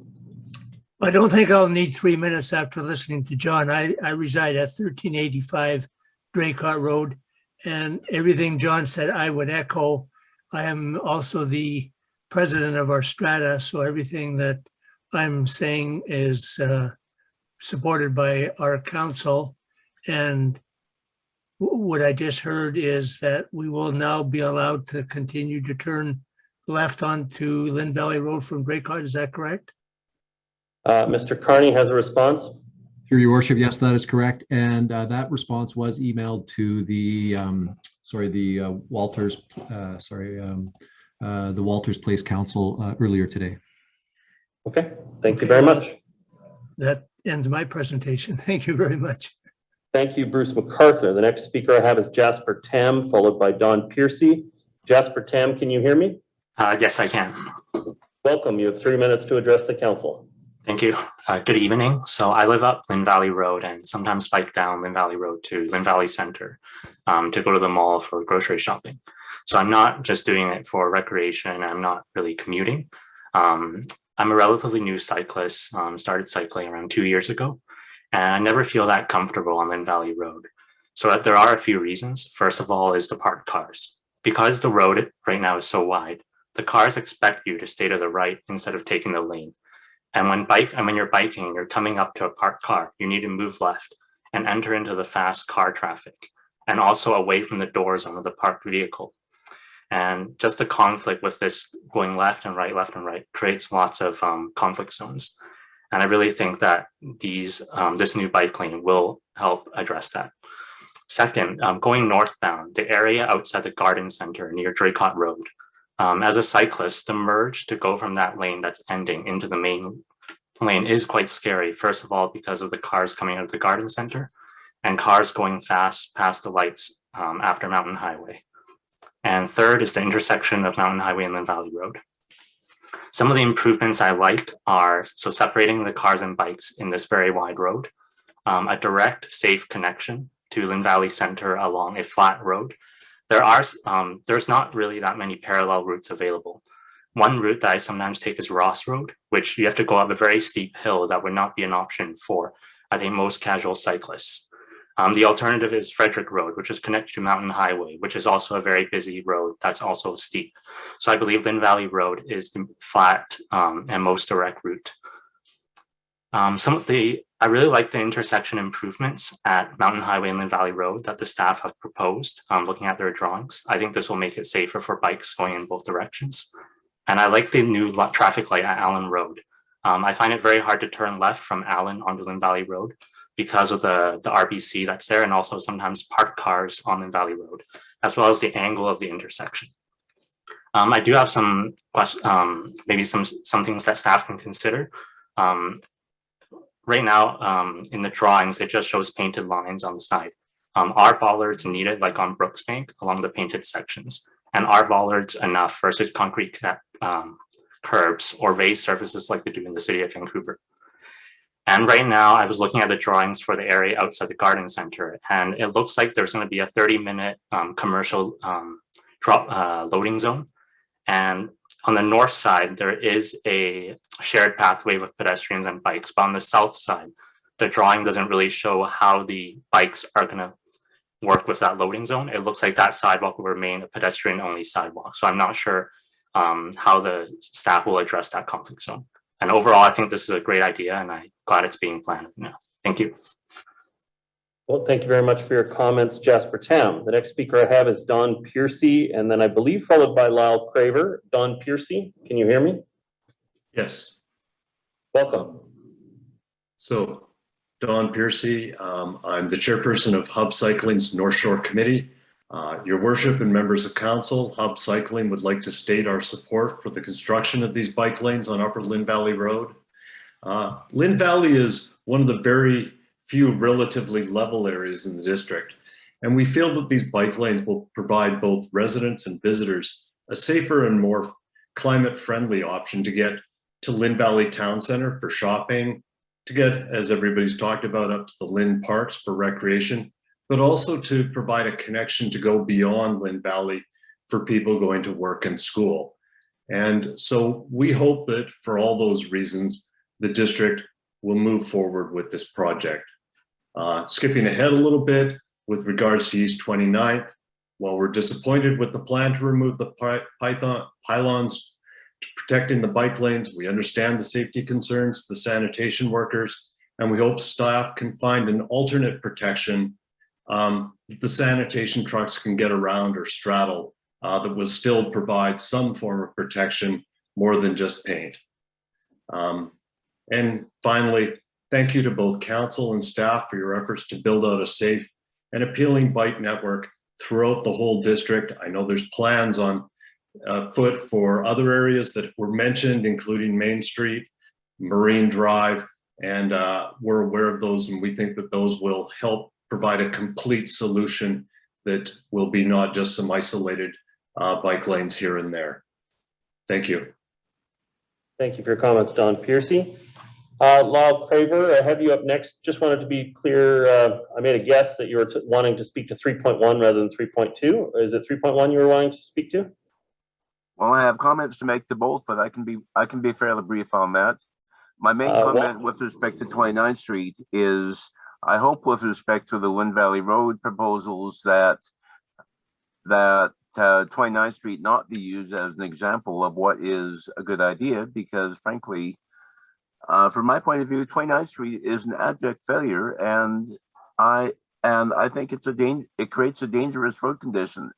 Having to change lanes 7 times between the top of the 29th Street Hill and Lynn Valley Road is simply asking for trouble. But I suppose it's a done deal and there's nothing to be done. Okay, Lynn Valley Road. The essential problem we have with Lynn Valley Road is that it's one of 3 routes into the northern portion of Lynn Valley.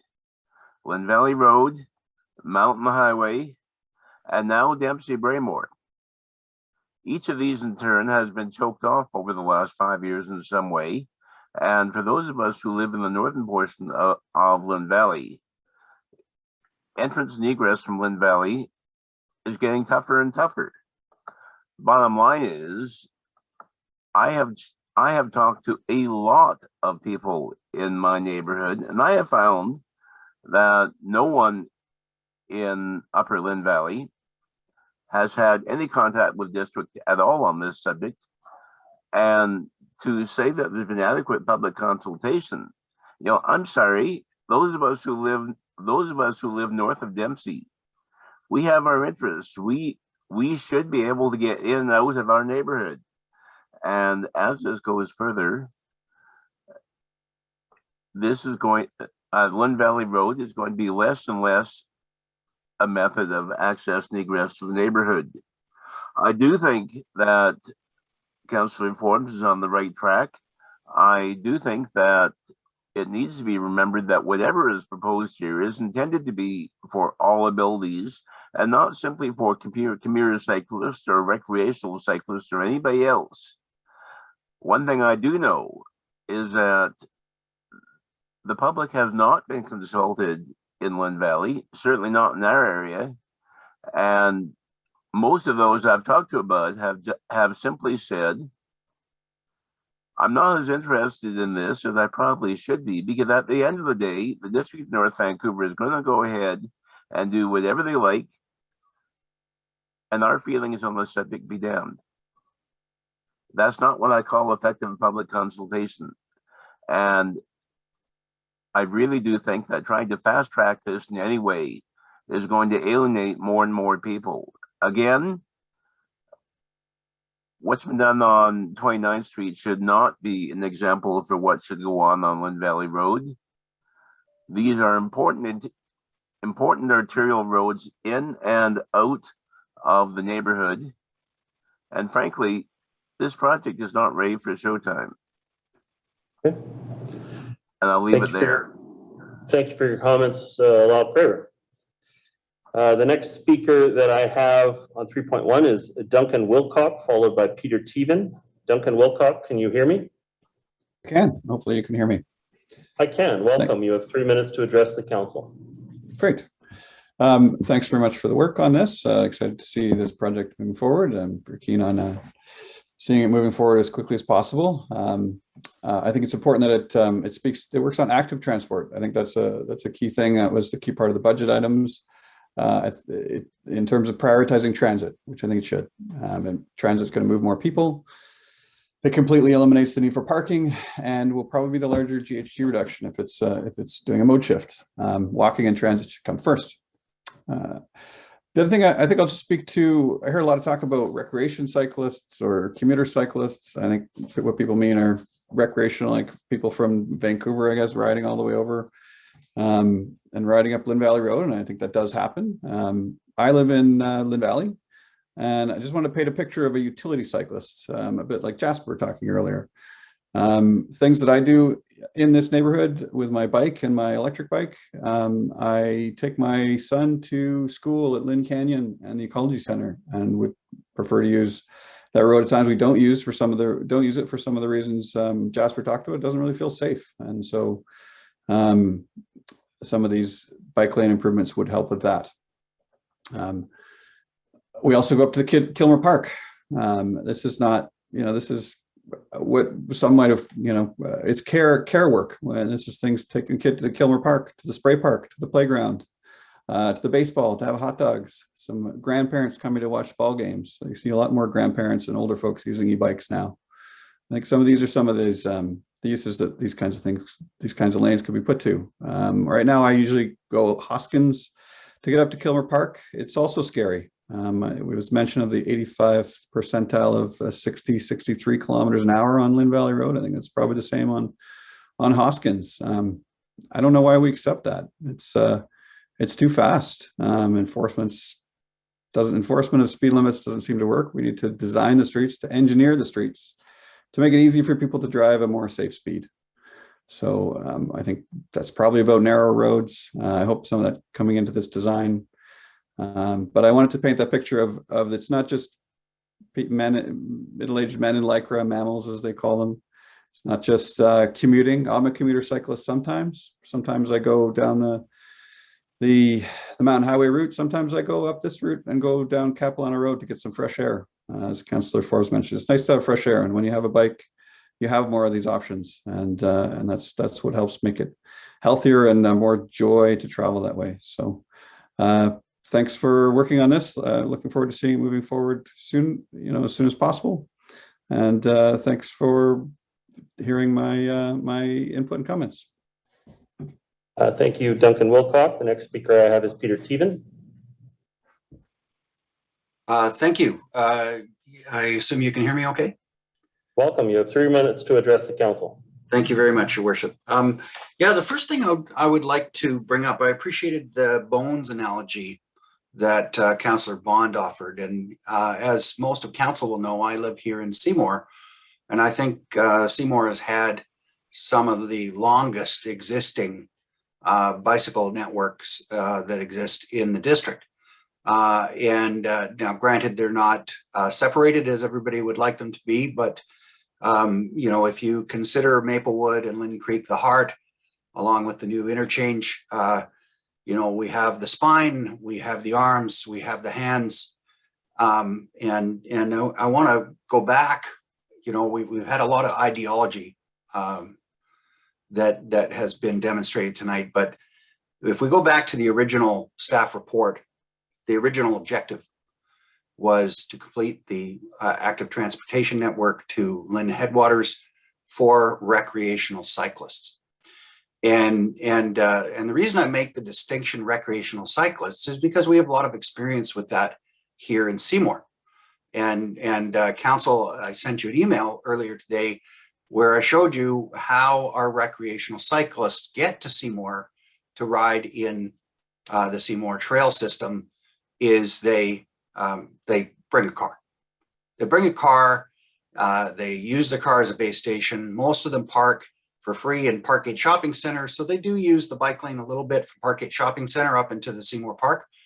But they're not coming from Lynn Creek using the existing bike lanes. They are driving to our network. The second thing I want to point out, I had a valuable lesson, and I was really, really pleased with the council meeting last Monday when you voted to take a look at further investments in our our community services grants. And it was pointed out, and it was a valuable lesson for me, it was pointed out that each $1 million of spending resulted in a 1% tax increase to district taxpayers. And so 200,000 of community service grants was going to meet a 0.2 increase in taxes. And this was not the time to be loading that on businesses and cash-strapped residents. Well, if you take a look at these two bike lanes together, we have $3 million, and we have a budget in 2022 that currently the draft budget is for a 2% plus 1% increase in taxes. This one bike lane project, phase 1 and phase 2, every taxpayer in the district of North Vancouver will be increasing their taxes to pay for something that the Seymour situation proves won't be used. They'll still drive the recreational bikers. They'll bring their trucks, 3 or 4 bikers. They'll set up base camp wherever they can park, and they'll go from there. Thank you. Thank you for your comments, Mr. Thievin. Okay, Council, I did just want to say, you know, this is obviously, both this and the next item are creating quite a bit of interest already. For the people that are in the room here, you can't see that there's actually still 60 participants on this, including the members in person as well as what's online. And so there is quite a bit of interest in this, although the chamber shot's probably not going to give you that impression. So I did just want to note that. But at this time, I'm going to recommend that we move over to the second item of the evening, which is 3.2. Mr. Ono, do you have some closing comments on 3.1 just before we move over? Thank you, Your Worship. I just wanted to answer an earlier question, I think, by Councillor Murray about when the community information meeting was held. So that was July 28th, 2021. And there's still, actually, I just checked on our website, and the record of that meeting, as well as a video with some renderings of what Lynn Valley Road active transportation looks like, is actually still posted to the website, our own District of North Vancouver website. I can circulate that link around to all members of council if council would like that. And I do also want to offer a little point of clarification regarding Mr. Thievin's comments. This project is actually meant to be for all forms of active transportation. It's not meant to get recreational cyclists to Lynn Headwaters. It's for visitors through the area, as well as for people that want to get from Upper Lynn down to areas like Lynn Valley Centre and beyond. So the project also includes several pedestrian improvements, such as the improved crossing at Allen Road. That's a key crossing location to get to, I think it's Ross Road Elementary School, for example. So we're getting a fair bit of interest on that aspect as well. Thank you very much, Your Worship. Okay. Thank you, Mr. Ono. Okay, moving on to item 3.2. This is the East 29th Street Safety and Mobility Improvements report. So I'm going to go to, I believe, is it Mr. Carney? Are you commenting on it first, or? Yes, Your Worship, I'll be presenting. Please go ahead.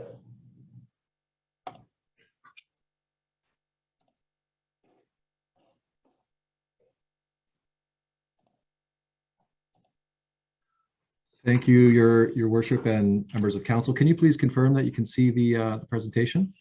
Yes, I can. Excellent, thank you. Good evening.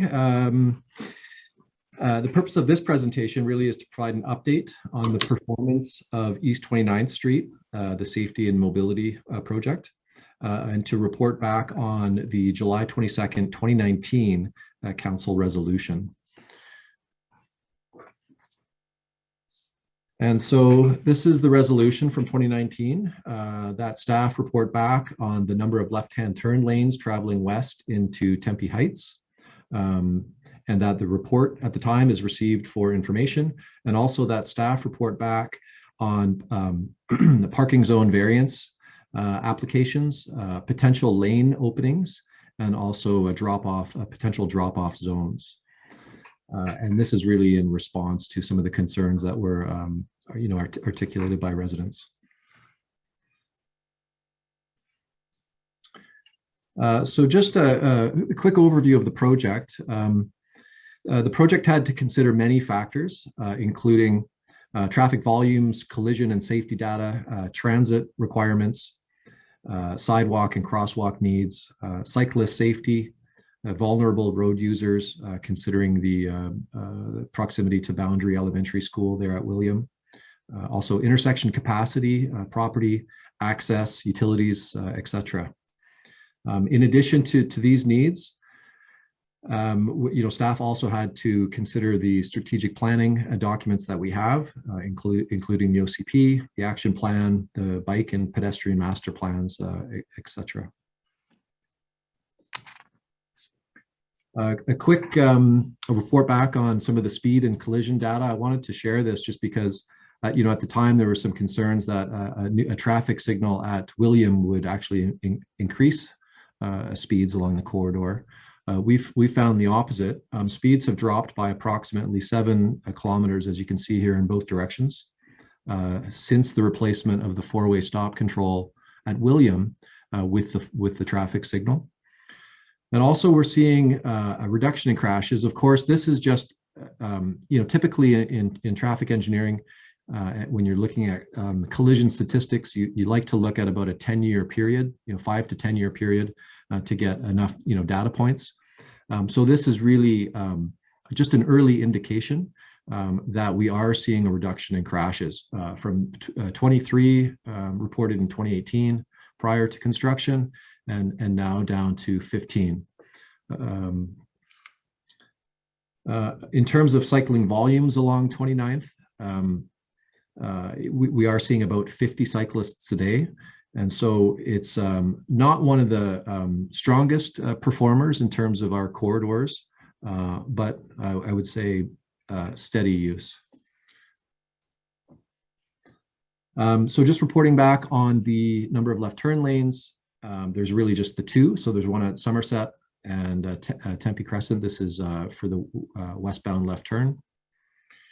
Some of the justification for these left turn lanes along 29th Street, you know, that we worked through during the design process are that, you know, the left turn lanes, there's really, it's really more of a safety benefit than a capacity.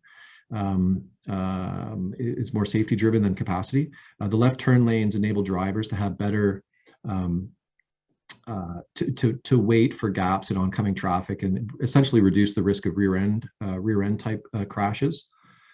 They also improve sight lines towards oncoming vehicles. And so I think they've been a key part of some of the demonstrated safety benefits that we've seen now in the corridor. Reporting on some of the work that staff have done since the implementation of the project. We're quite flexible in terms of accepting and approving parking zone variance applications. And so by that, I mean, we have guidelines, for example, for driveway width, but we relax this to better facilitate access to and from properties. Another example would be there's also requirements around site coverage and how much of your property can be paved, for example. And so we've been flexible in accepting or approving applications to increase the paved area so that vehicles it's more easy to maneuver vehicles around on private property. We also looked at potential lane openings. So that's what's shown here in the graphic. So the one is, I'm not sure if you can differentiate the 2 colors, but the one is essentially between Frome and St. Christopher's. So that's the green arrow. And a second opportunity is the blue that extends down to Dryden, just south of Ross Road. At this time, we're not recommending that we open lanes. And the primary reason for this is there's quite a few mature trees in this area, and we don't feel that that the trade-off is worth the removal of these trees. There's other considerations as well in terms of cost, drainage, for example, but I think the primary driver here in that recommendation is just to avoid tree loss. In terms of drop-off zones, we've looked at 2 different concepts. I'll call them options A and B. So option A is similar to what we're actually proposing on the Lynn Valley Road project. So this is a short parking pocket that could be constructed between driveways. Because we have so many driveways on 29th, there's limited locations where this is really feasible, but there are a couple that we have identified where it is possible. The cost is approximately $50,000 per zone, and we would have the space to build something that could accommodate 3 to 4 vehicles if supported by council. In some cases, the trade-offs involve the removal of vegetation, including trees and hedges. So as part of the original design, that was one thing we wanted to avoid, was being highly disruptive. So just so that council is aware, that is a trade-off, that there would be some, not encroachment, it is district property, but it would involve some vegetation removal. It does look like we would be able to design it so that the bike lane would be in between the parking zone and the sidewalk. And so this is the benefit in this is that the cyclists are less exposed to the travel lane. And in the event that, well, the risk of being doored is far less, just in this general concept where the bike lane is between the parking and the sidewalk. Because of course it would be the passenger that would need to exit the vehicle, and then of course if that did happen, you would fall onto the sidewalk and not into a travel lane. So for those two reasons, it's a preferred configuration. And again, we're showing this as option A. Option B is we looked at the idea of creating some. It's more regulatory, but it could involve some sidewalk extensions where on some of the adjacent side streets, we could designate some curb space to short-term parking. And this would, the downside really is that it reduces the number of longer-term parking spaces, and it's not as convenient for mid-block properties. So we're not confident that it would be really effective in addressing those concerns. And again, like the side streets that we looked at, St. Christopher and Macefield, would require some sidewalk extension. And so the estimated cost is about $35,000 per zone. Of course, that it depends on how far we were, if it's space for one vehicle or two vehicles, there's some latitude there in terms of working within a budget. An alternative option, and this really speaks to some of the feedback that we've had from solid waste collection from our own district staff, where, and it's not entirely unique to 29th, but the scenario is that with the delineator posts in what we call the buffer space in between the travel lane and the bike lane, the solid waste vehicle or the garbage truck can't pull up right up to the curb. And so what it's causing some delay and some illegal passing maneuvers, and some concern, safety related concern that's been communicated to us from our own solid waste folks. And so one of the ideas here is, the alternative option is to remove the delineator posts so that the solid waste vehicle could pull up to the curb.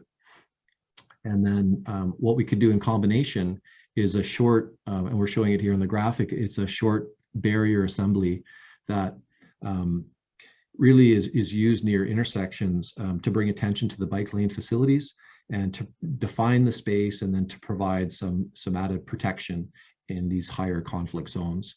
So it wouldn't involve moving curbs or anything. It's really more that buffer zone treatment. But it's a bit more flexible in the sense that it could also be used informally for drop-off pickup. It wouldn't be formal parking, but very short-term stopping could be enabled through this modification. But the primary driver really is to better facilitate the solid waste operations.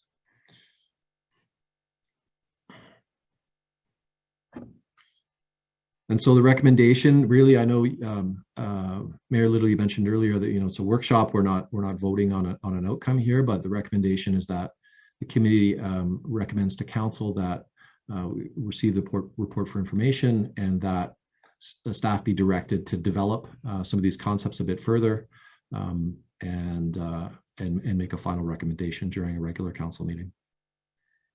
And that concludes the presentation. Thank you very much.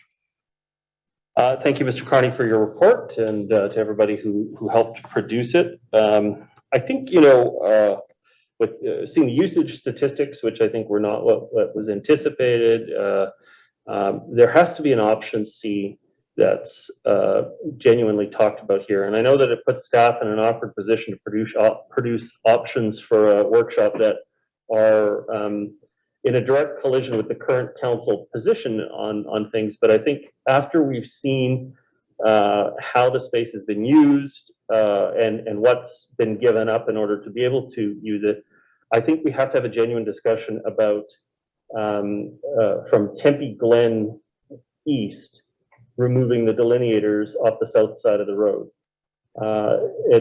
It's an area where cyclists can readily keep up with traffic. If we're talking about 54 cyclists in a day, we're talking about 25, 26, 27 people that may be going eastbound in that corridor.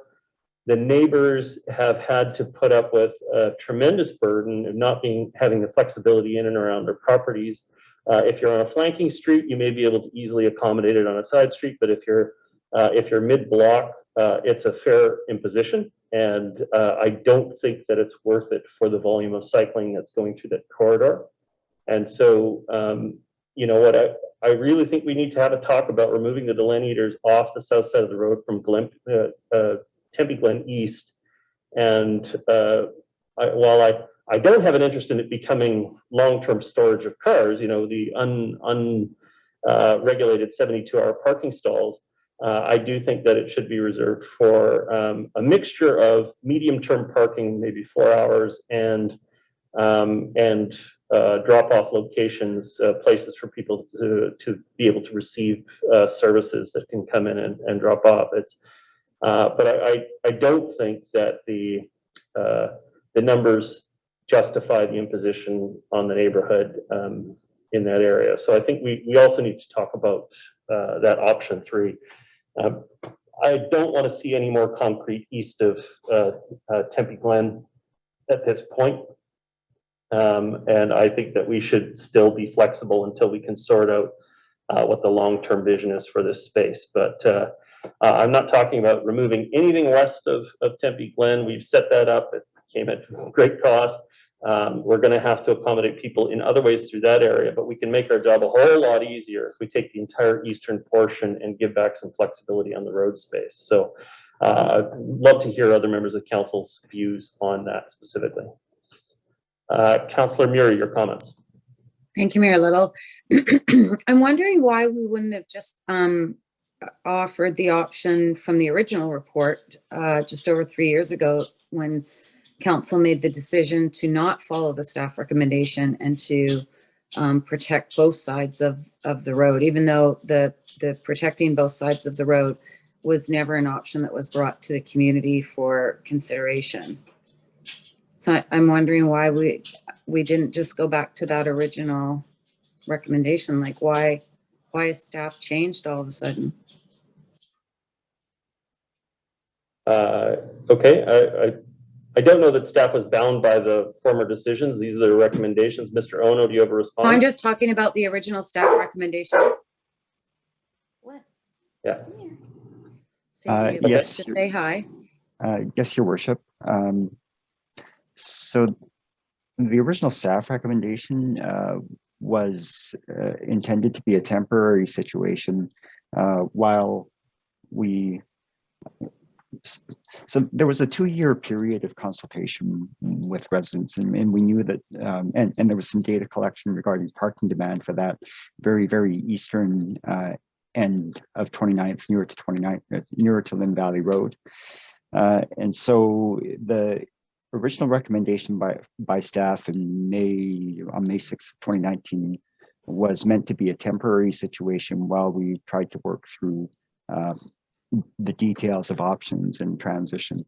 But there's no doubt, Your Worship, from what we know about bicycling facilities, that having parked cars alongside a shared motor vehicle and bicycle facility is actually less safe for the cyclist, because the cyclist can be doored, the cyclist can get pinched in by vehicles trying to overtake, and so on. So it wasn't a preferred technical solution, Your Worship. So I hope that answers Councillor Murray's question.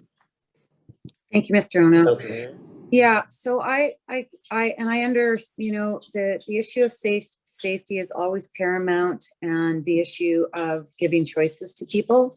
This has been it has been a challenging issue for the residents of 29th. Certainly with the snowfall that we had, those that access their properties by a lane, sorry,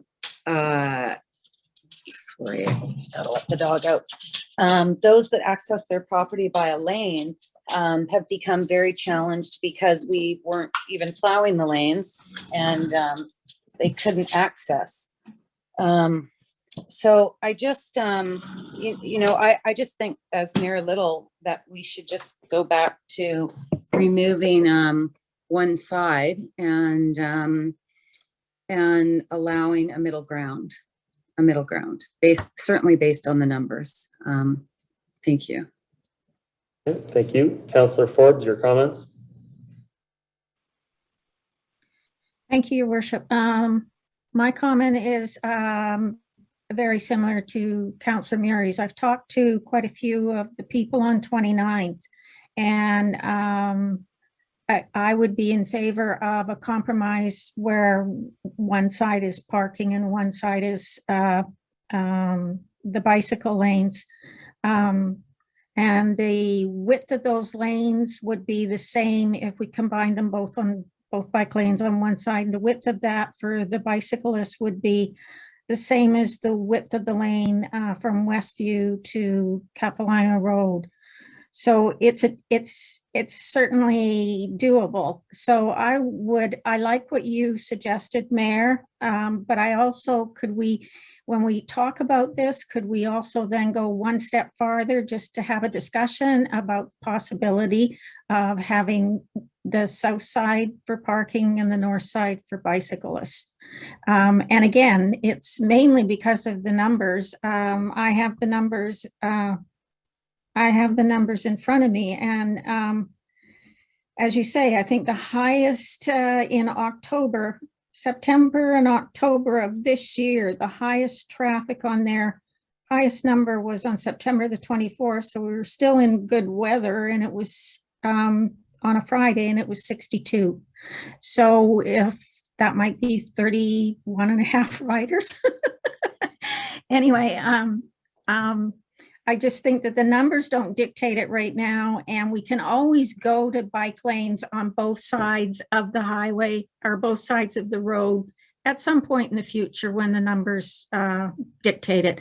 But right now, I think it would be nice if we could include a discussion on the parking on one side. Nothing's forever, so let's try to accommodate everybody or as many people as we can. Thank you. Councillor Forbes, Councillor Hanson. Yeah, thank you very much. And thank you to the people who have spoken prior to me. I'm not going to repeat much that has been said tonight about the need to create a system, a biking system. And I think for us to be talking about the numbers now is not fair because this is just one component of what we envision to be a larger system. We have a vision as to how bike lanes can transform transportation in the district, and with e-bikes and other, with e-bikes and other bikes, and we think this vision is warranted. So suffice it to say that I support the staff recommendations. I think we should continue with these bike lanes. I think we should continue to invest in bike lanes, and we should continue with the vision of creating a safe biking system across the North Shore, which I believe will have much, much greater utilization once complete than this current section of bike lane has at the moment. That's my belief. So I do support the staff recommendation dealing with the alternative option of replacing delineators with concrete barriers.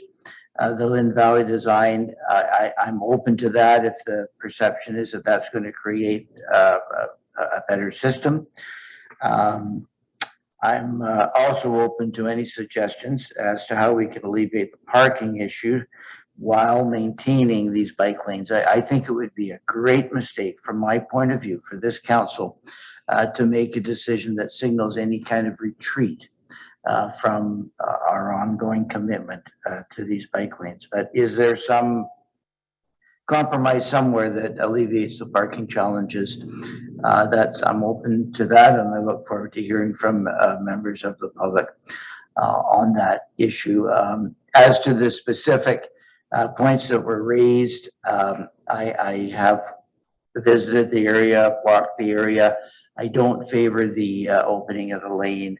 I see the challenges with the side street parking. I see this challenges with the drop-off zones, particularly in view of the cost. But as I say, I'm open to hearing from any members of the public as to what a solution might be for their parking problems, so long as we maintain these bike lanes, and more importantly, maintain our commitment to the vision of an integrated, safe biking system across the North Shore. Thank you very much. Thank you very much, Councillor Hanson. Next speaker out is Councillor Bond. Thank you, Mayor Little. I'm heartened by Councillor Hanson's words on this topic, and perhaps it's the number of times that I invited him, somewhat persuaded him to come on a Bike to Work Week with Council. I know Council, when he brought his first bicycle out, it didn't make it the whole way, the bicycle itself. But I think that actually having the experience, the visceral experience of riding a bike in infrastructure that is, we're calling it a compromise, but we should talk clearly about what the compromise is. It's safety. It is 100% safety. And, Mr. Ono talks about a shared bicycle / vehicle lane next to car parking. It's actually the most dangerous type of facility for someone that's on a bicycle. So that is the compromise. That is what we're calling a middle ground to take away what is now a safe facility for people riding their bikes and put them in the most dangerous situation for someone riding a bike. That does not seem like a middle ground to me. So I wouldn't support the removal of that. It's hard to come up for an analogy for someone that hasn't experienced, doesn't have that visceral experience. But I could say, as a driver, I do drive sometimes. I still have my license. Imagine that you had a road that you drove to get to your destination. And that was a regular road like every other road. It was paved, there was signs and lights. But on the way back, you had to drive on the train tracks, sharing it with active freight trains. Would that be a middle ground? Would that be a safe route that you would choose to get to where you're going every day for whatever purpose you would? No. People don't drive on train tracks with active train travel. That is the analogy when you're in a shared facility next to parked cars as a person riding a bike. So it's not a middle ground, and it's not a compromise when we're speaking about safety, and we've got this vision to provide safe routes. The numbers on this facility will get better when the routes get better, when there's more destination, when more areas are protected, and people have people of all ages, yes, people with their kids, people commuting to work, people going over to Lonsdale or over to Edgemont. When the routes are there, then the numbers will rise. That's been shown locally in Vancouver, in other bike facilities all over the place. So I don't think this, a proposal to remove any of the bollards or one lane or add parking is a compromise, and it's definitely not a middle ground. And so I won't support that. I'd be interested to, even removing the bollards, it puts, if anyone has ever driven or ridden the bicycle along Esplanade, you will know that when people park in the bike lane, which is what we're talking about here, allowing people to park in the bike lane, it creates the situation which I think Jasper mentioned on Lynn Valley Road, where someone riding a bicycle has to then merge into traffic, and which creates a conflict. It creates additional risk and additional safety concerns for people. I think my only question here, and I think I saw it in the staff report, and Mr. Carney, maybe you can ask this in the presentation here. We say that parking, the parking, what are we calling the parking, the pullouts, that they create additional risk, additional safety concerns for people when they're riding their bikes. why would we be doing them on Lynn Valley Road if they are creating conflicts? So I'll leave that question there. We've already talked about Lynn Valley Road, but I'd agree with Councillor Hansen's comment. We have a vision. We want to create a safe network for people when they choose to bike. Not everyone's going to bike all the time. Some people might bike just down to Lynn Valley for groceries along this bike network. Some people may commute. Some people may do more and some may not at all. But our vision is a safe and connected bike network. And it's supported by our plans and our policies and our goals. And when we implement that vision, the community that we will have and our residents will be safer and they will be healthier and they will have more options to get around. And so I think that's all I have to say. Thank you, Councillor Bond. Councillor Curran. Thank you. Yeah, I appreciate the comments and presentation from staff, the comments from Councillor Bond and Councillor Hansen about this longer term vision that we can't retreat from. I like that language, Councillor Hansen. I think that's, maybe I got that correctly. But it is a vision of a different way.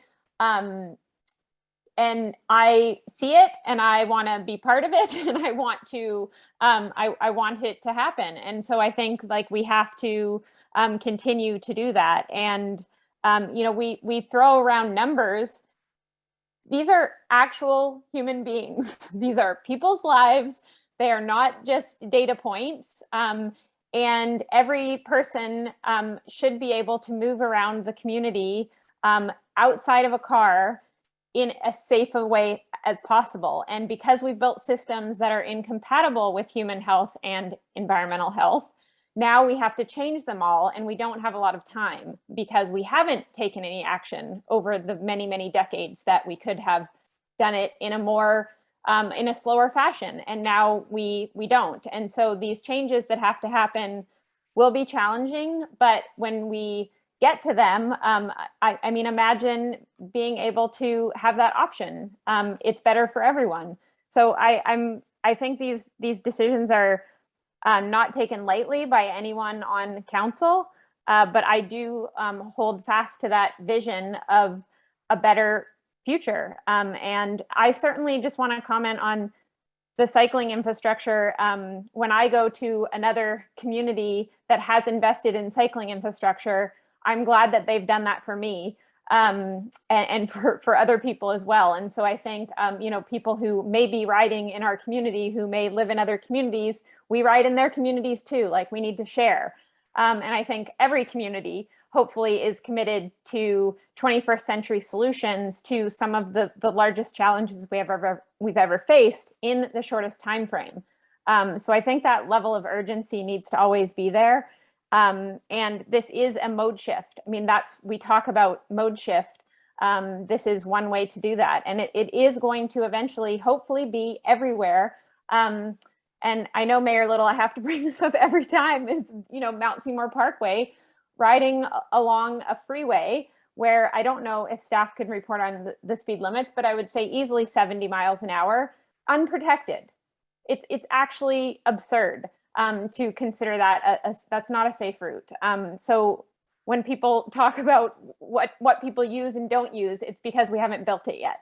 So if we build it there and we complete it and we commit to it and we have that strong vision, we can make this happen. And I think other communities are certainly on board. There is a big change happening, and I think it's exciting and it's long overdue, and we've got to keep going.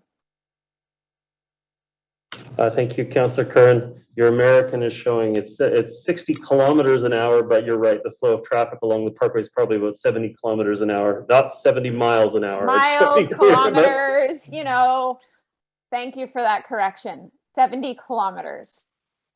Thank you, Councillor Back. Thank you very much, Your Worship, and thank you to Councillor Hansen, Bond, and Curran. I do agree with all of the comments that you've made. I think when we look at the 29th Street corridor, overall, what's been created here in the last couple of years is a far better use of road space. And it has provided a much safer connection for people who are walking, cycling, or rolling. And I think that it is about the long-term vision, as we've talked about, was a theme with the last item as well. As Councillor Bond has kind of pointed out, you build it and they will come. But I think we do have to give it time. This is just one piece of our cycling network, but I think it's an important piece. I've certainly spoken to some of the residents on 29th, and I understand some of the concerns that they've had. And I do support, where staff have tried to accommodate some of their some of the issues that they brought forward, things like the driveway variances, and looking at some other ways that we can help to address some of their concerns. But I wasn't elected to remove bike lanes. I think we are on the right path to creating, a long-term future here that's going to help us achieve some of our broader goals in the district. And we need to stick to that plan, as has been highlighted by the speakers before me. So I think we have the right pieces in place here in 29th. I'm not interested in making any major changes at all, and certainly nothing that's going to make the corridor any less safe for cyclists, because I think we've made some big changes here. We need to give it time now and let the broader network get built out. But appreciate all of the work that staff have done in going back and taking a look at this. Yeah, just speaking a second time here, I get the rhetoric. People want to sound absolutely unequivocally in support of cycling, but at the same time, you can't say we want to wait and see what's going to happen and say I will never back down on cycling. That's not reasonable. Either you are assessing the situation on an ongoing basis, determining whether it's working, whether it's not working, and seeing whether or not there are other better ways to address the issue. And to do that, you have to accept that at some point you may remove a bike lane. You may move it to another location. You may do something different in the neighborhood based on the demand and based on the risk.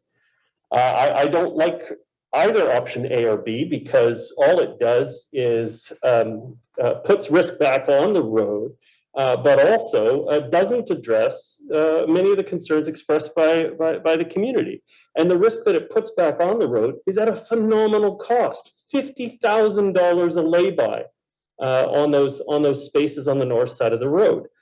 So I don't know where we go on these matters, Council. If you actually genuinely want to receive the feedback, receive the statistics from staff, then you have to accept that you're going to be making decisions informed by that. And so saying that you will never remove a bike lane, you will never reassess whether we're doing the right thing or not within the system, what's the point of staff even reporting back on the success of the program? What's the point of the staff ever reporting back on whether it's actually functioning and serving the community?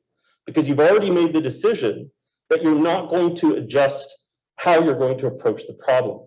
And I find that to be an absolutely untenable position. And I get that people want to sound unequivocally in support of cycling throughout the community. I want to be supporting cycling in the community.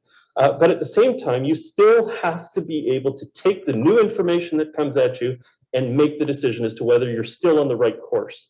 And so I find, maybe I'm having a bit of a visceral response to this as well for Mr. Cost Benefit, but I just find that that approach, saying you're going to consider the impact, saying you're going to wait and see whether this becomes a more central piece when people choose to use it before. It is disingenuous if you also hold the position in the community that you will never remove a bike lane, you will never alter a transportation plan, you will never try to find a way to better address the concerns of that community. So I find it very puzzling. Maybe you're not getting the emails that I'm getting from the community about the impact this is having on families in the 29th Street corridor. But we definitely are going to be talking about this a lot going into the next election. Next speaker is Councillor Murray. Yeah, I find this so puzzling. I really do. And it's not about not wanting to create protection for cyclists. You know, Councillor Curran, you talk about these are people's lives. These aren't data points. Well, you know, talk to the residents on 29th, some of which can't access their second story suite from their back lanes with their parents that are in wheelchairs. My dad's in a wheelchair right now, 91. And access, I've learned so much about access because he can't walk anymore. And so that's not a data point. That's somebody's life.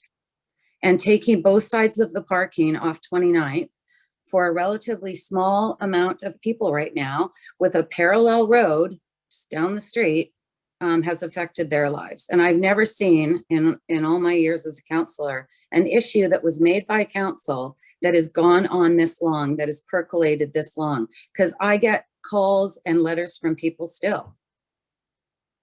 I don't know if you're not seeing them. Councillor Back, you said that you weren't elected to take out bike lanes. Well, you also weren't elected to make decisions without consultation when you were receiving that consultation. You can't receive some consultation. You can't receive some consultation on some things. I'm just going to encourage all members of council. There's no reason to make this personal amongst ourselves, but let's focus on the issue at hand. But so I hear your concern, Councillor Bond. Councillor Muir, if you can just return to your comments, but try not to make it personal. I'd appreciate that. Well, we go through we spend all this time and all this money, and we're doing all this consultation on phase 1 and phase 2 on Lynn Valley Road. And are we going to listen to any of the consultation? I mean, honestly, let's make decisions and let's save the community a whole bunch of stress and just say, we're not going to do consultation anymore because we know best and we're going to do this. And we don't want to look at compromises or middle grounds. And if things don't work, we're just going to leave them anyway. Because I don't think that's why, I don't think that's how you run in an election and become successful if you're not going to listen to the people that you're asking to vote for you. I mean, listening to the community is part of our job. It's a major part of our job. They are the shareholders of this community. They're the taxpayers. We need to listen to them. And it may not always agree with how we feel about things, but we have to listen to them. It's our job. And we need to respond to them as well. And they certainly have not said, take out all the bike lanes on 29th. They're saying, could we have some parking back? And I'll tell you, even the consultants for the OCP, after COVID hit, and everybody was shopping online and Amazon was delivering and Skip the Dishes was created. And all of these delivery services, the consultants actually recommended in the transportation plan for the official community plan, they said, oh, and you guys have got to start creating parking for these delivery trucks. Like, let's not worry about our residents. Now we've got to make, room for all of the businesses that are wanting to come in. And they were actually recommending that we should create more parking. Because right now, a lot of places, they just stop in the middle of the road and get out and go and deliver what they need and then get back in their car. So that's not dangerous. I'd say that's pretty dangerous. So I don't understand why it's always one way or another. It's never in the middle. I don't get it. Keep the bike lane protected, put a cement barrier in, going uphill. Downhill, go into the city of North Vancouver where you all ride and see how many streets have multiple ways of riding and driving and walking in the streets of the city of North Vancouver. They are everywhere and they're all different. On 13th, you can, you ride on the curb lane and then there's a row of parking. There's the multi-use paths down Jones and Mahan. There's the delineators. There's whole lanes off Grand Boulevard. Like the city has a mixture of ways that you can, it's not all the same. It's not all protected by a cement barrier. When you're going down Westview, it's delineators. It's one of the busiest roads in the, on the North Shore Westview, down to Marine Drive is one of the busiest roads, and the city has maintained delineators on that road into a major transportation corridor. How can they do it? And we have an extra wide road on 29 with very low numbers, and we cannot go back to a middle ground and return one row of parking? Like, I don't get it. I don't get this at all. Like, if this had been an issue in front of the last election, what would you be saying? I don't think you'd be looking at people and going, well, you know what? Sorry, we don't care about your issues. We're going to do it anyway. Right? Why don't we care? Why does one group trump another? Why does it have to be like that? These are all our neighbors and our residents. Councillor, I think you've made your points very well. I'm going to go on to Councillor Forbes now. Thank you, Your Worship. Councillor Murray said a lot of things I was going to say. I have to say, this pushback that a few of us get all the time, I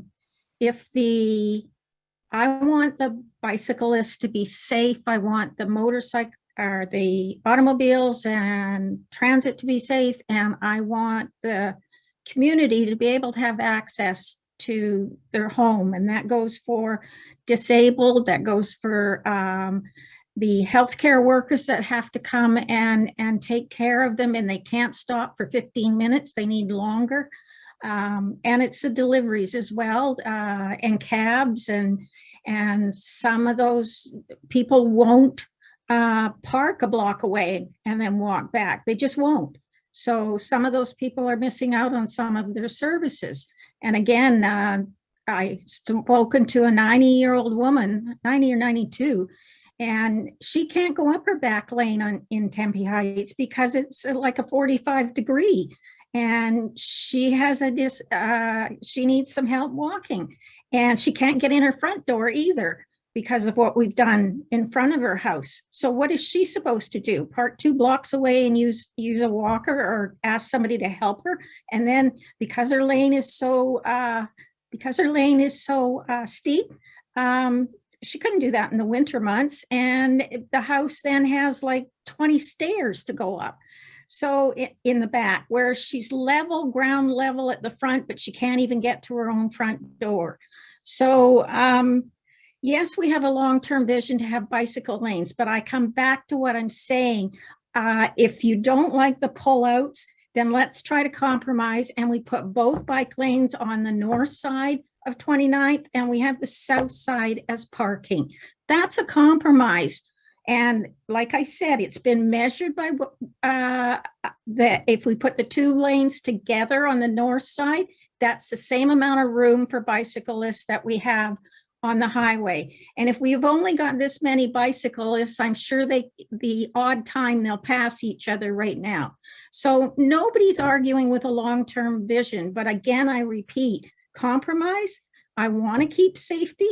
I want access for residents, and because the numbers are low right now, we can do that, and we can change, like I said before. If the traffic and the bicyclist traffic changes, then we may relook at this and change it, and we may have to take both sides of the road back. I don't know. But at least for now, it's just not working. And when you say give it time, it's been 2 years. So, we've been giving it time. I know the first year was COVID, but we promised those citizens we'd come back and listen to them after 1 year. And we didn't do it because the first year was COVID. So now we're back listening to them now. And all I can say is I don't understand why we can never have compromise here. There's 2 sides to the road. Everybody can have a little bit of the road. And I just want to say one last thing, and I know it's already been said, but I feel really strongly about this. We were elected to represent the taxpayers. We need to listen to them. We don't dictate to them. We can talk to them. We can try and advise them about what's better in their neighborhood, but in the end, we need to listen to them. Thank you. Thank you, Councillor Forbes. Councillor Beck, your comments? Well, thank you, Your Worship. I do feel the need to respond a little bit. I feel like I've been attacked a little bit by my council colleagues here tonight. So I want to just make a couple of points. Well, one is that I do listen to the community, and I'm certainly, I think, one of the more accessible councillors. And I have certainly listened to the people of 29th and heard their concerns, Councillor Forbes. And what I want to say is that we are elected to serve the greater community. And while I understand that there are, some specific concerns from homeowners living on 29th Street, I can appreciate those. And I can support doing what we can to accommodate. And that's what staff have done. They've accommodated where they can in terms of allowing more parking on private property. They've come back with this report where they don't recommend a number of the things that have been talked about. So I just want to acknowledge that I do hear the concerns of residents. I have talked to many of them, but I think for the greater good of the whole community, when we look at this whole corridor, it's safer for everybody. And I don't feel that we need to make changes to a facility here that's going to make it less safe for people who are cycling. So yeah, I just wanted to address some of the criticism. Thank you. Thank you, Councillor Back. Councillor Bond. Thanks, Mayor Little. I think that if we're going to remove one side of parking, or if that's what a majority of council would like, the whole bike lane should just be removed because it's pointless. It's pointless to have a bike lane a protected bike lane on one side of the road and then have nothing on the other. You're just inviting people into a more dangerous situation. You're setting people up for failure on their commute to ride in a safe way in one direction, and then to be put in the most dangerous situation possible, riding a bicycle on the road in the other direction. So I don't think there is a half ground, as Mr. Stewart said on this one. And I think the reason why staff are not recommending a two-way bicycle facility on one side of the road is because it's actually against engineering best practices because of left turn conflicts. If you can imagine, you're riding this way on the road. I think Mr. Carney could probably explain that better than me, why there's not two-lane bicycle facilities on one side of a road. Basically, you have cars overtaking people, not expecting a bicyclist to come up on their left, and then there's a turning conflict, which creates a very dangerous situation for the person riding the bike when the person driving does not expect them to be there. And just to say, I think there are some really good situations where we might consider removing a bike lane. In particular, in this instance in particular, if the city of North Vancouver created a wide protected pathway through Tempe Heights Park, connecting the kind of informal gravel path, I think that's 25th Street into Tempe Heights. If they created a wide and lit path along through that park beside the highway, and then this council was interested and willing to make significant changes to the road along Viney, along Link, to connect into Tempe Heights, to create a safe network and slow vehicles in there and remove parking conflicts, then that would probably be an alternative that would avoid the hill on 29th, as well as providing a safe facility for people to get between Lynn Valley and Lonsdale, and then on to Edgemont. So there are situations where I think we can have better routes. In this case, it relies on the city of North Vancouver in particular, and it relies on council having the same conversation that we're having on 29th with the people on Viney and with the people on Link and the people on that section between Viney and Macefield, on Macefield between Viney and Link.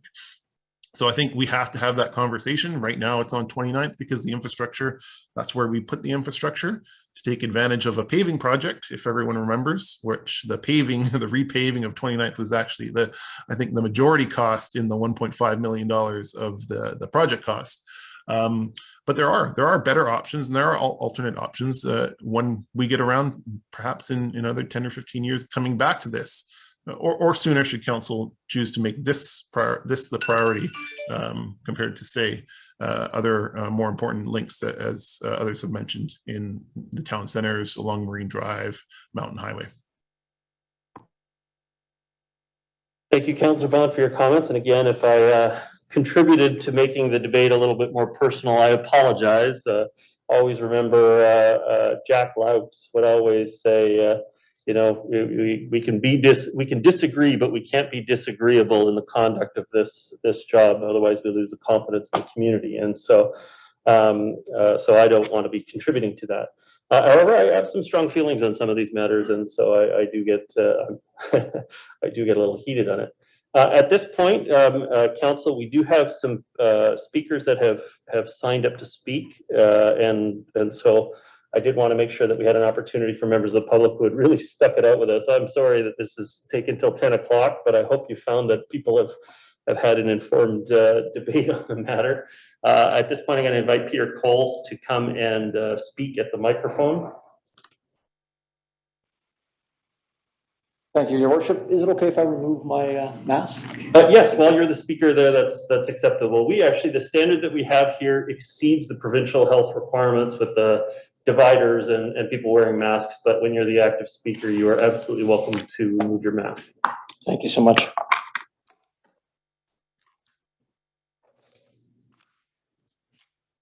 Obviously, a very important debate going on here tonight. Peter Coles, 1030 29th Street East. Mayor and Council, the lack of accessibility, especially for those with mobility impairments for residents of 29th Street East, has been well documented. The report dated January the 4th, 2022, submitted by District Transportation staff, contains nothing to address the accessibility problems. Handy Dart taxis, healthcare providers, grocery and pharmaceutical deliveries can no longer legally stop on sections of 29th Street East. Residents, actual humans, especially seniors with mobility impairments, face the risk of isolation and being unable to age in place due to family and friends facing challenges accessing their homes. Residents that now rely on parking access via lanes have the potential to become stranded during snow and ice events, as the current district policy is not to plow or salt lanes. The bike lanes were installed over 2 years ago, and the most recent count taken by the district on the bike lanes in the 1000 block of 29th Street East was extremely low. The count was taken during Bike to Work week, and as an example, one day showed a count of 3, not 50, not 300, 3. Transportation staff have confirmed that they could not determine if this number of 3 included delivery vans, which constantly use the bike lanes for stopping in, creating an unsafe situation for cyclists. District staff have blamed the low usage on COVID-19 restrictions. However, the bike count for Lynn Valley Road during the same time period shows high usage. Consolidating the bike lanes to one side of 29th Street East and reinstalling stopping parking on the opposite side would address the problems for all stakeholders and would be a cost-effective compromise. The width of the consolidated bike lane would be approximately the same width of sections of the bike lane on Highway 1 between Westview and Capilano Road, which was approved by the Ministry of Transportation and Hub Cycling. District transportation staff are not recommending the other option of parking pockets on 29th Street East, stating that vehicles would be required to pull in and out of traffic by crossing over the cycling lane, creating a dangerous situation for cyclists. This makes no sense at all. The current design, which requires backing down over the cycling lane, is far more dangerous than pulling into a parallel parking pocket. District staff have also proposed the option of concrete barriers separating the bike lane from vehicle traffic. As a cyclist, concrete barriers would be a welcome safety modification over the existing plastic delineators. Improving safety on a single bi-directional bike lane on 29th Street East would be prudent use of taxpayers' money, especially during a time of record high property assessments and an election year for mayor and council. Residents fully support sustainable forms of transportation like cycling to reduce GHG emissions and promote a healthier lifestyle. Vehicles driving around the neighborhood searching for a safe place to stop do not reduce GHG emissions. To be clear, this is not about storage of private vehicles on public roads.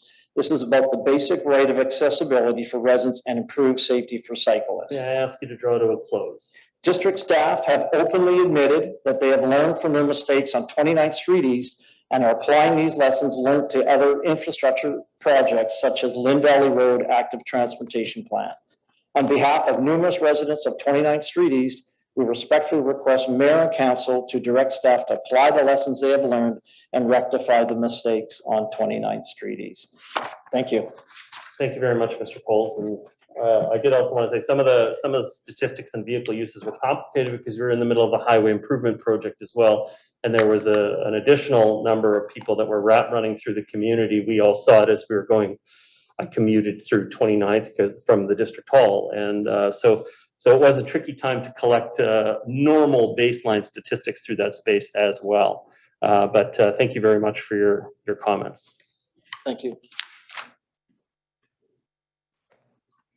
Okay, Council, I think we've had a very good discussion on this. I think versus the beginning of the night, I would say that members of staff probably have a much clearer view on what the opinions are of Council on these respective matters. But that doesn't always make a clear consensus on items. So I'm going to go to you. Is Mr. Stewart, are you still on the line?